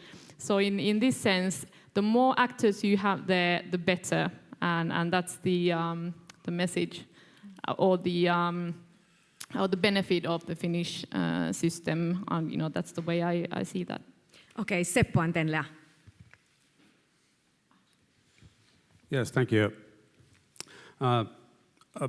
Based on my experience so far, I've seen a couple of very positive dialogue between the political decision makers and the scientific policy advisors.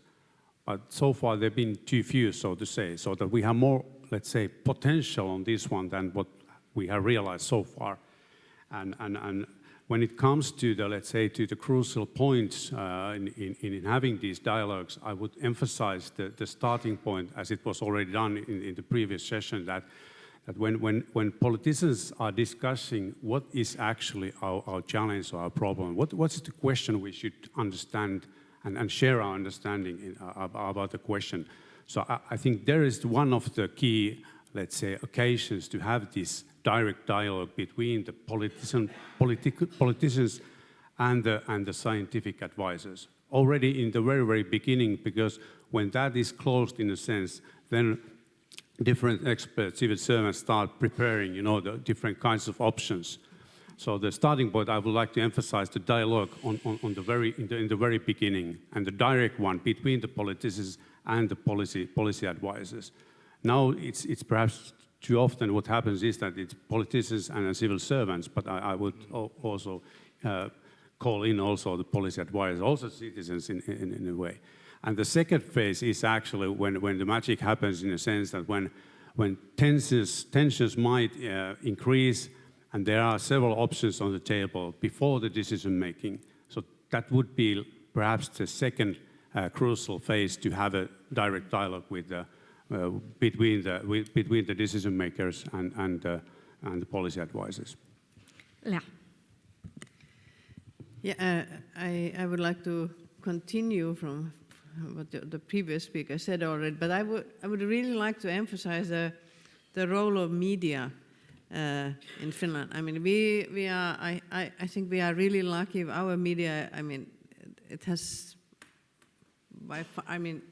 high quality standards still compared to most other countries, and traditionally, I mean, of course, that's a past, but the Finns have been really people who have read newspapers. So I mean, the whole society is somehow has been or still, I think, in that sense, it provides a very good basis for this, also for debate, because to me the key feature of the democracy is also that it allows different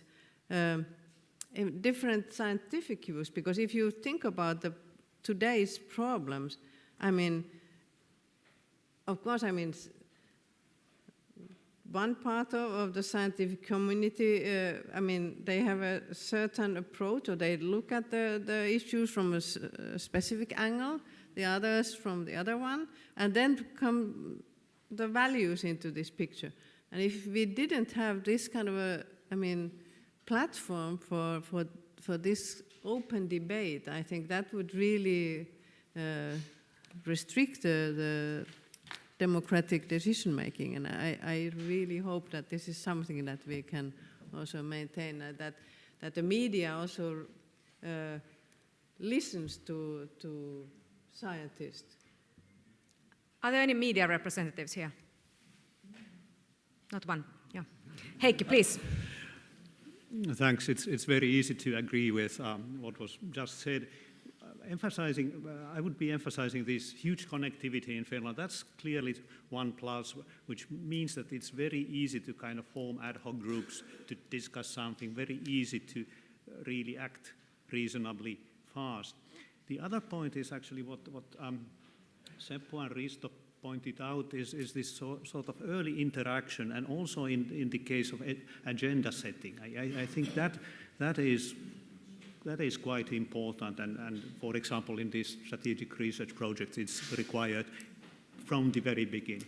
And then the third point is that, at least for me, it has been very interesting to read these sort of science advice documents, not about the systems, but the actual science advice from other countries. So when you, for example, look at what the US National Academies of Science do, they do all sorts of quite interesting documents about science advice for things I've never heard about. And it's very educational to read those. Okay, thank you. I think the panel altogether did very well. 8 minutes altogether for this question. The second question, before opening to the audience, I would like to develop with you is, in many of the speeches in this panel and also in the previous one, it was mentioned how we are getting, on one hand, into a more and more fast-moving and complex world, where the complexity of the issues underlines the importance of science.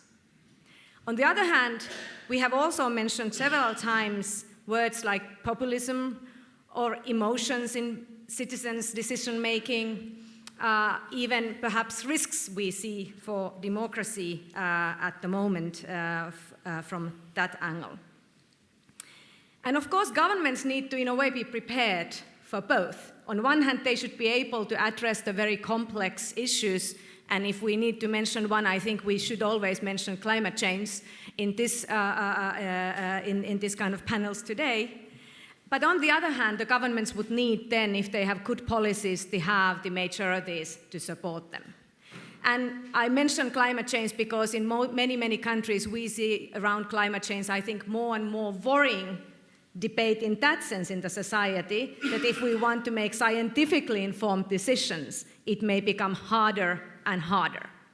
So my question to the panelists is, and you can choose whether you want to talk about this, the capacity or capability of the Finnish science advice system from the point of view of the complex issues or from the point of view of actually approaches so that they will reach citizens and the channels, for instance, that seem to inform the thinking of more and more of our citizenry and public. If you want to develop both, feel free, but somehow respecting the time also for the audience for questions. Thank you. Who wants to start? I know it's difficult, but I think it's a very important development now that we have this two-phase. Yeah, Lea looks like that. Please, very brave. Thank you. Maybe I take this, how to deal with the complex issues, and are we ready for that or prepared? Of course, this openness of the society, of course, in principle helps. But then I think we have to admit that Finland is a very small society, 5.5 million people. We have had in our history, I mean, some very kind of strong, strong beliefs. I mean, what kind of solutions we think work. I mean, and there are historical reasons for that. And I think now we are facing them. I mean, I refer somehow to this. I mean, in a way, of course, it's good to believe in technology, but if you only believe in that, I mean, that solves everything. That at some point becomes a problem. And then also somehow, I mean, we have many these kind of very mainstreamed, I would say they are almost beliefs, how things should go and continue. As when they have been successful in the past, they will be also in the future. So we have a challenge now, I think. Maybe we have how to find really new solutions, because if we are serious about transformation, that we say that we need really societal transformations, then it really means societal transformations, and that's not that you just make some small incremental changes. So this is, I think, if I know something about some other countries in Europe, then maybe this is for us even a bigger challenge than to some others. Yeah, quick comments then of Heikki and Risto then. Heikki first. Thanks. I think obviously the question is extremely hard. Looking at a few examples might help. So let's think of kind of examples of science advice which at least now work reasonably well in Finland. So advice related to health. So THL is actually, and the sort of association of medical doctors, they produce extremely good material on the web, which actually come up the first when you do a Google search. So you get this sort of there is a good production of understandable scientific information based on science, which reaches citizens very easily. We know that, doesn't mean that the science advice on health issues related to individual citizens, it would be perfect, but it's actually pretty good. So, and another case is that, nutritional advice tends to be a little bit more complex. The experts in that area have to kind of change their phone to be unlisted because they get so much feedback. But then kind of getting to these more complex issues like climate change, which in the same way they affect individual citizens, but they tend to be kind of even more complex than health or nutrition, or at least let's say the effect on the individuals is not as direct as possible. And as Lea was kind of pointing out, I think here it's really this sort of emphasizing perhaps the basic issues over and over again. Let's say CO2 emissions. I would like to see our kind of most important media to have every day that, okay, what are the main sources for CO2 emissions? Yeah. Because we tend to talk about the very small things. Yes. Risto and then Seppo, there are 1 minute examples. Okay, I would like to take up the second part of your question, approaches to implementation and acceptance among the general public. And I believe, well, I'm very happy because this gives me the opportunity to talk about one of my favorite topics, which is science communication. And this is extremely important, and I think it's coming more and more important by the day. Heikki already mentioned that we have good examples of successful and influential science communication, especially in health areas, which obviously is of great interest to every citizen. But this is not the case in general. I think we are our science communication, even if it has made big strides forward, it's still too much perhaps in the form of delivering facts and not really engaging in dialogue. So we should embed this more and more deeply into the scientific ethos and perhaps even researcher training. It's important not only to deliver facts and educate the citizens at large, it's also very important to develop knowledge how science actually operates, how scientists work, and more importantly, even how to deal with uncertainty, because this is something which is very difficult for an average person to understand and accept. So we have a big opportunity again there, but also a big challenge. But this, I believe, is the most important thing for the near future. Yeah, Seppo and then Johanna. Yes, speaking about the capacity of the scientific advisor, I would like to also to have a question, capacity of the policymakers, because we have those both partners here at the same time. And I think that there might be something to be learned from the both sides when it comes to the dynamics in making policies, in making politics, and about the dynamics in providing knowledge and making research.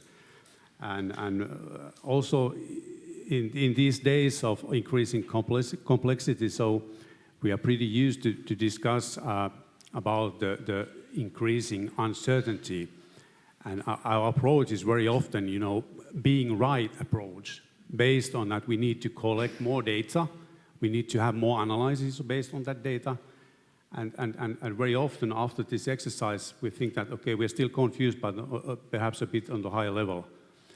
And when it comes to the complexity, so perhaps we could also apply this becoming right approach by kind of thinking slow for a while, that we have a mutual understanding. What are we dealing with? What are these phenomena we are dealing with? What are problems? And what should be done? So that we have different kinds of dynamics there as well. That because we have a constant pressure on the politicians, because people are expecting the government to solve all the problems, and they are wondering why the government cannot do anything, why the politicians are not doing anything, although it's pretty obvious what should be done. And then these are very, very complex questions we are dealing with. And then perhaps also the decision makers are waiting from the research point of view that, well, you should provide us answers to these questions, so that perhaps applying a bit more about this becoming right approach and taking time to have these dialogues, both sides from the political advisory, political side point of view, and also from scientific advisor point of view. Thank you. Thank you, and Johanna. When I think about this question of disruptions, I think about the history of Finland, which has not been exactly sort of smooth sailing. I mean, if you look at the last 100 years, there have been really serious disruptions in the Finnish society, and every time Finland has managed to deal with those disruptions in a very efficient and actually in such a way that stability has been sort of produced in actually quite in an exceptional way. So I have to say that I don't really have doubts in terms of whether the capability of the Finnish science advice system can deal with disruptions. What I would improve in the future is to further enhance the interconnectedness between different networks of organizations and institutions, so that this sense of being interconnected, I mean, this is like it's a preventive mechanisms against conflicts or disruptions, sort of getting somehow more acute in the domestic politics. And also in Finland there are a lot of mechanisms to produce consensus. Finland has often been described as a consensus society, and this is something that those mechanisms that have been there for a long time, those can be somehow improved, brought back, and really integrated more firmly to the system. Thank you. Now I would invite the civil society auditors if you had a comment or questions based on what you have heard. And while they do that, please raise hands, all of those who would like to ask a question. We perhaps will not take them all, but we take few simultaneously, so that at the end we give then a panel a chance for final answers. Civil society auditors, please. Microphone, I think, should be given to the civil society auditors first, please, there.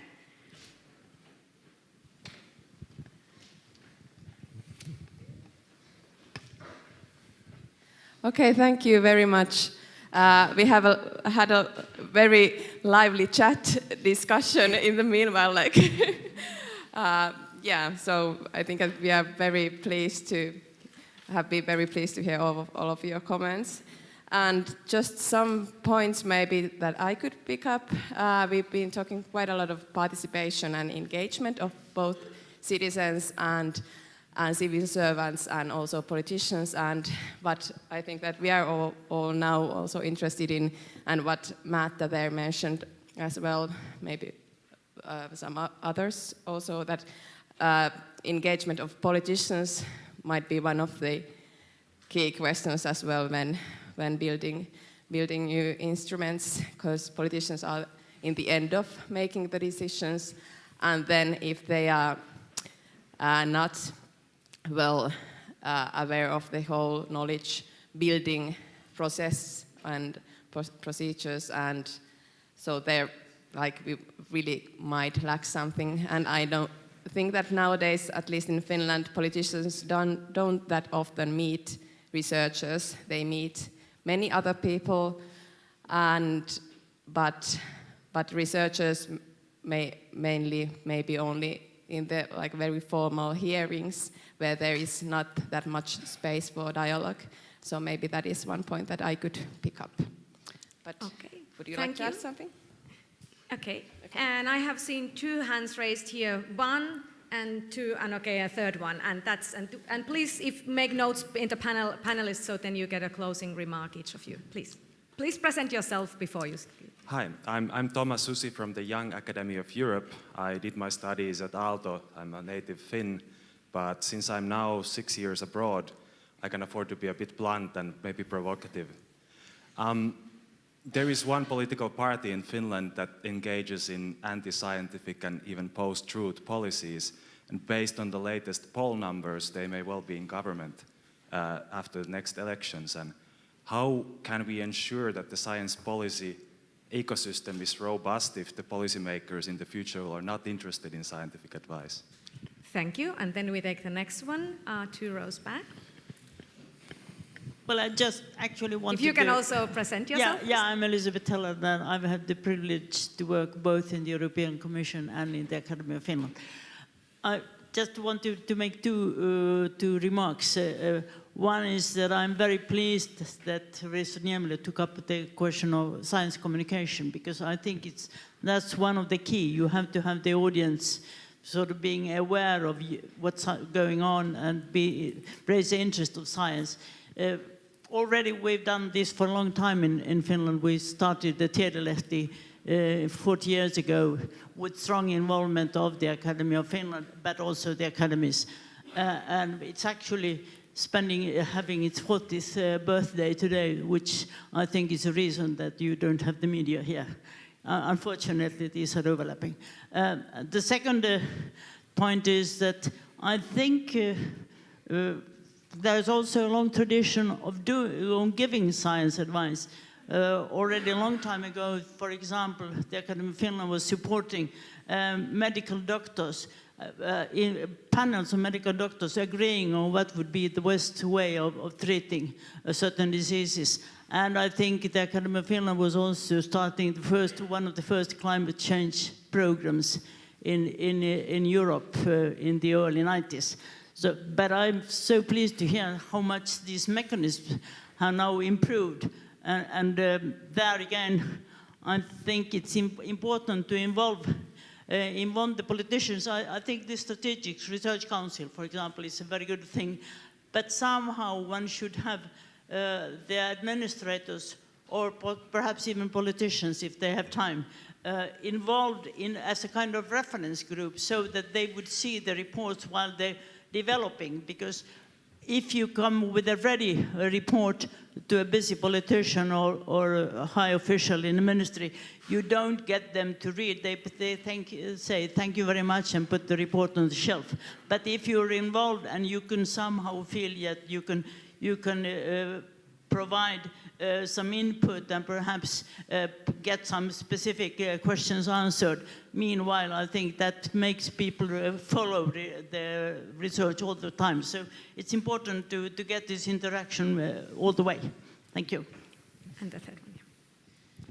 Yeah, I'm Giedrius Viliūnas. I'm from Vilnius Government Strategic Analysis Center. And my question is about the relationship of two ways of getting the science advice or scientific knowledge into the policy making. So one is exactly the science advice to policy making, and another one is impact assessment of policies and evaluation of policies. It seems that this is more embedded in like a common policy-making practices. So what is your understanding of interrelationship among those two systems? Okay, thank you. And while the panelists can all think the final words they want to say in answer and response to comments, I'm going to use my 15 seconds here simply because I think I was being a bit provoked by the civil society auditors in a good way, saying that politicians never talk to scientists. I actually don't think it's true. And just to give you an example, and I don't think it wasn't said that way, I provoked now the audience to listen. If we took a look at Finnish parties, and I thank also for the provocative question from the front that we will hear the answers, but I of course represented one party. That's the only way one can actually be elected and be a state secretary serving a minister. So I can only now talk from an example of one party that is currently the prime minister. So for instance, what we did over the last 2 years was a program work that started with the UN Agenda 2030. That was the framework.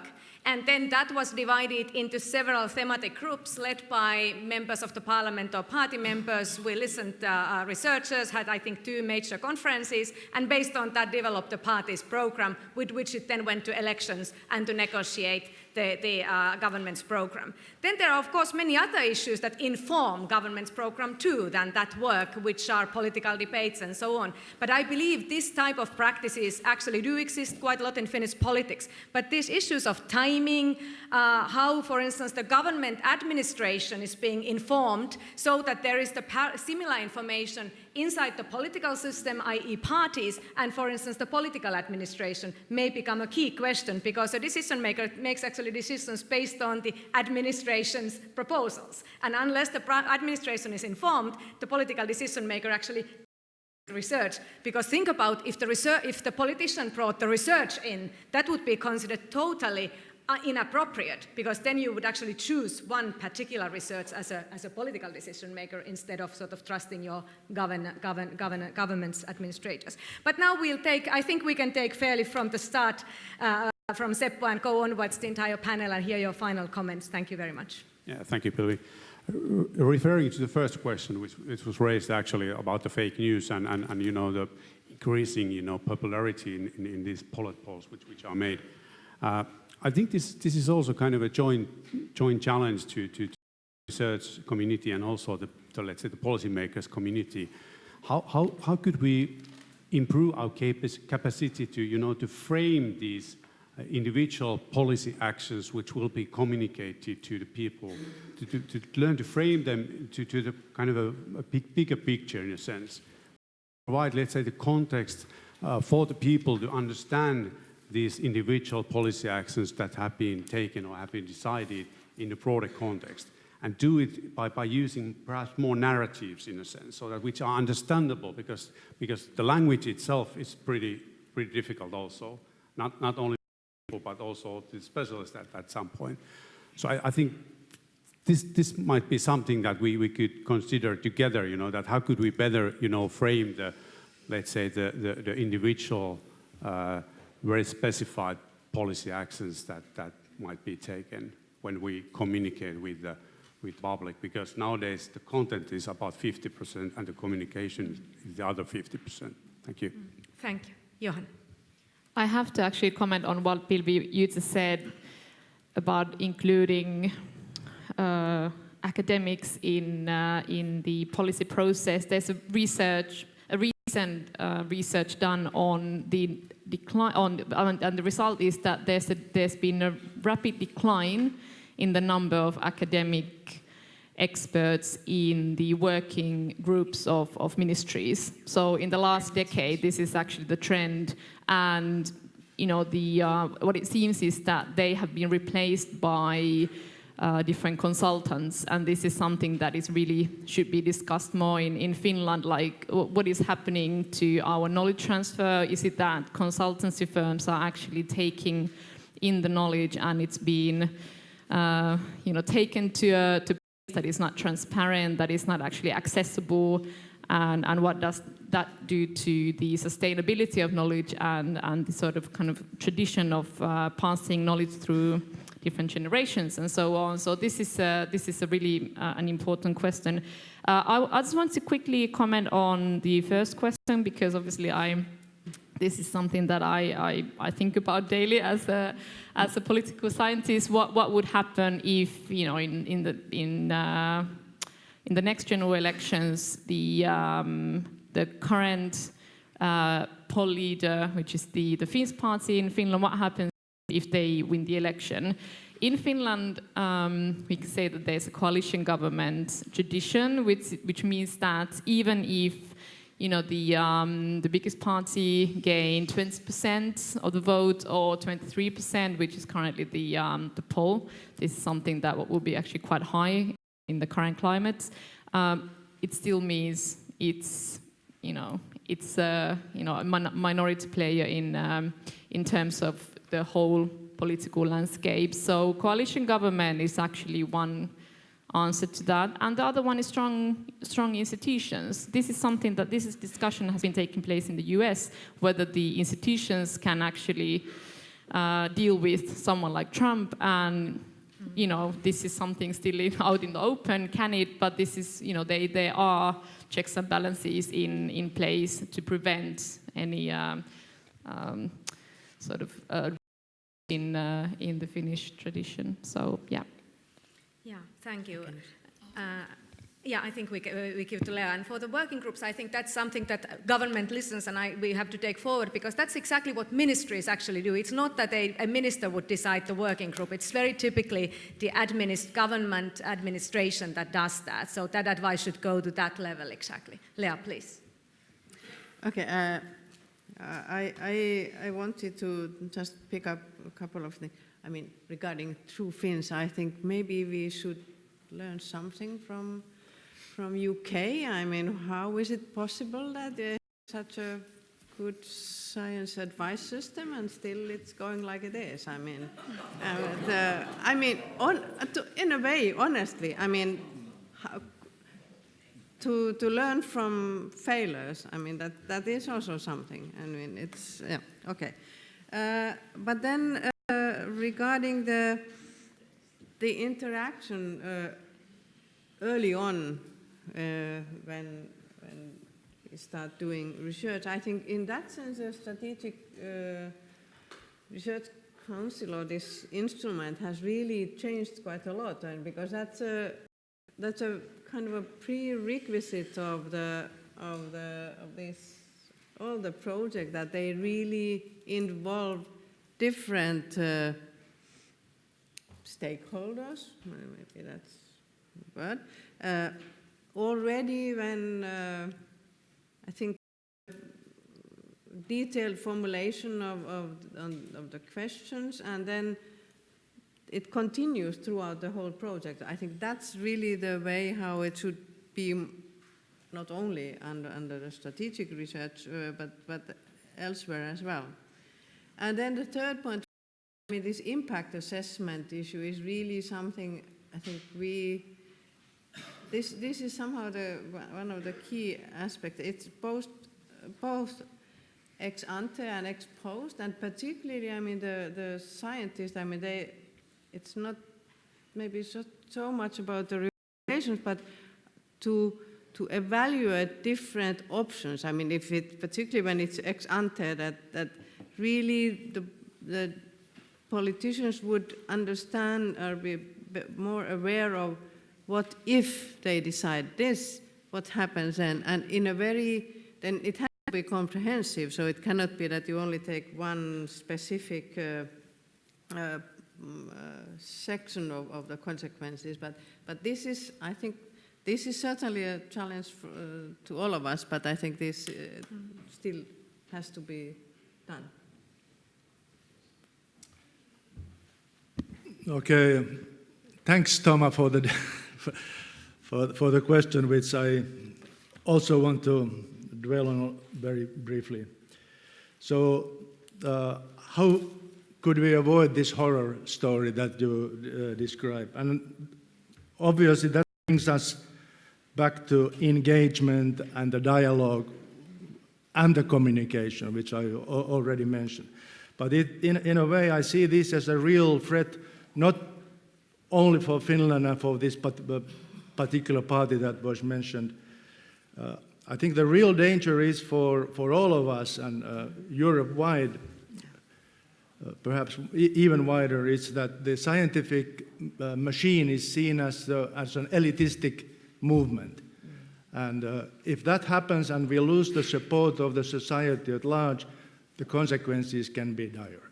Perhaps an analog, I don't know if it's quite fair, I'm not a political scientist, but we can look at what happened in Soviet Union when the system collapsed. Soviet Union had a flourishing scientific elite, very well funded and high performing. And then almost overnight it collapsed, and it was seen as part of the existing nomenclatura, so it lost also the citizen support, and it has not recovered in 30 years. So this is really the real horror story which we have to avoid. Thank you, Risto. I this question of the social contract for science is a crucial thing, and for that I think the two remedies that have been mentioned here before for many are also applicable to here. One is science communication, and the other is the strong continuous cooperation between different actors. And really about impact assessment and science advice, obviously we want both. That what we do is kind of supported by science advice, and then we look whether that helped. But getting back to the first issue, it's really the communication and cooperation. Thank you. I think it also sort of gives responsibility to all stakeholders, both in the ecosystem and in the decision-making and media world and the world of the public at large. One house announcement. The menu for the lunch is a Finnish fish from a lake. We don't know which lake in particular, but it's a lake fish. And if there are people who can't eat fish, there is also a vegetable curry, which is vegan food, so for those following that diet. Please join me with applause to the panel ourselves. We've done a great, fantastic morning, and in the afternoon you will be in the hands of Jaakko.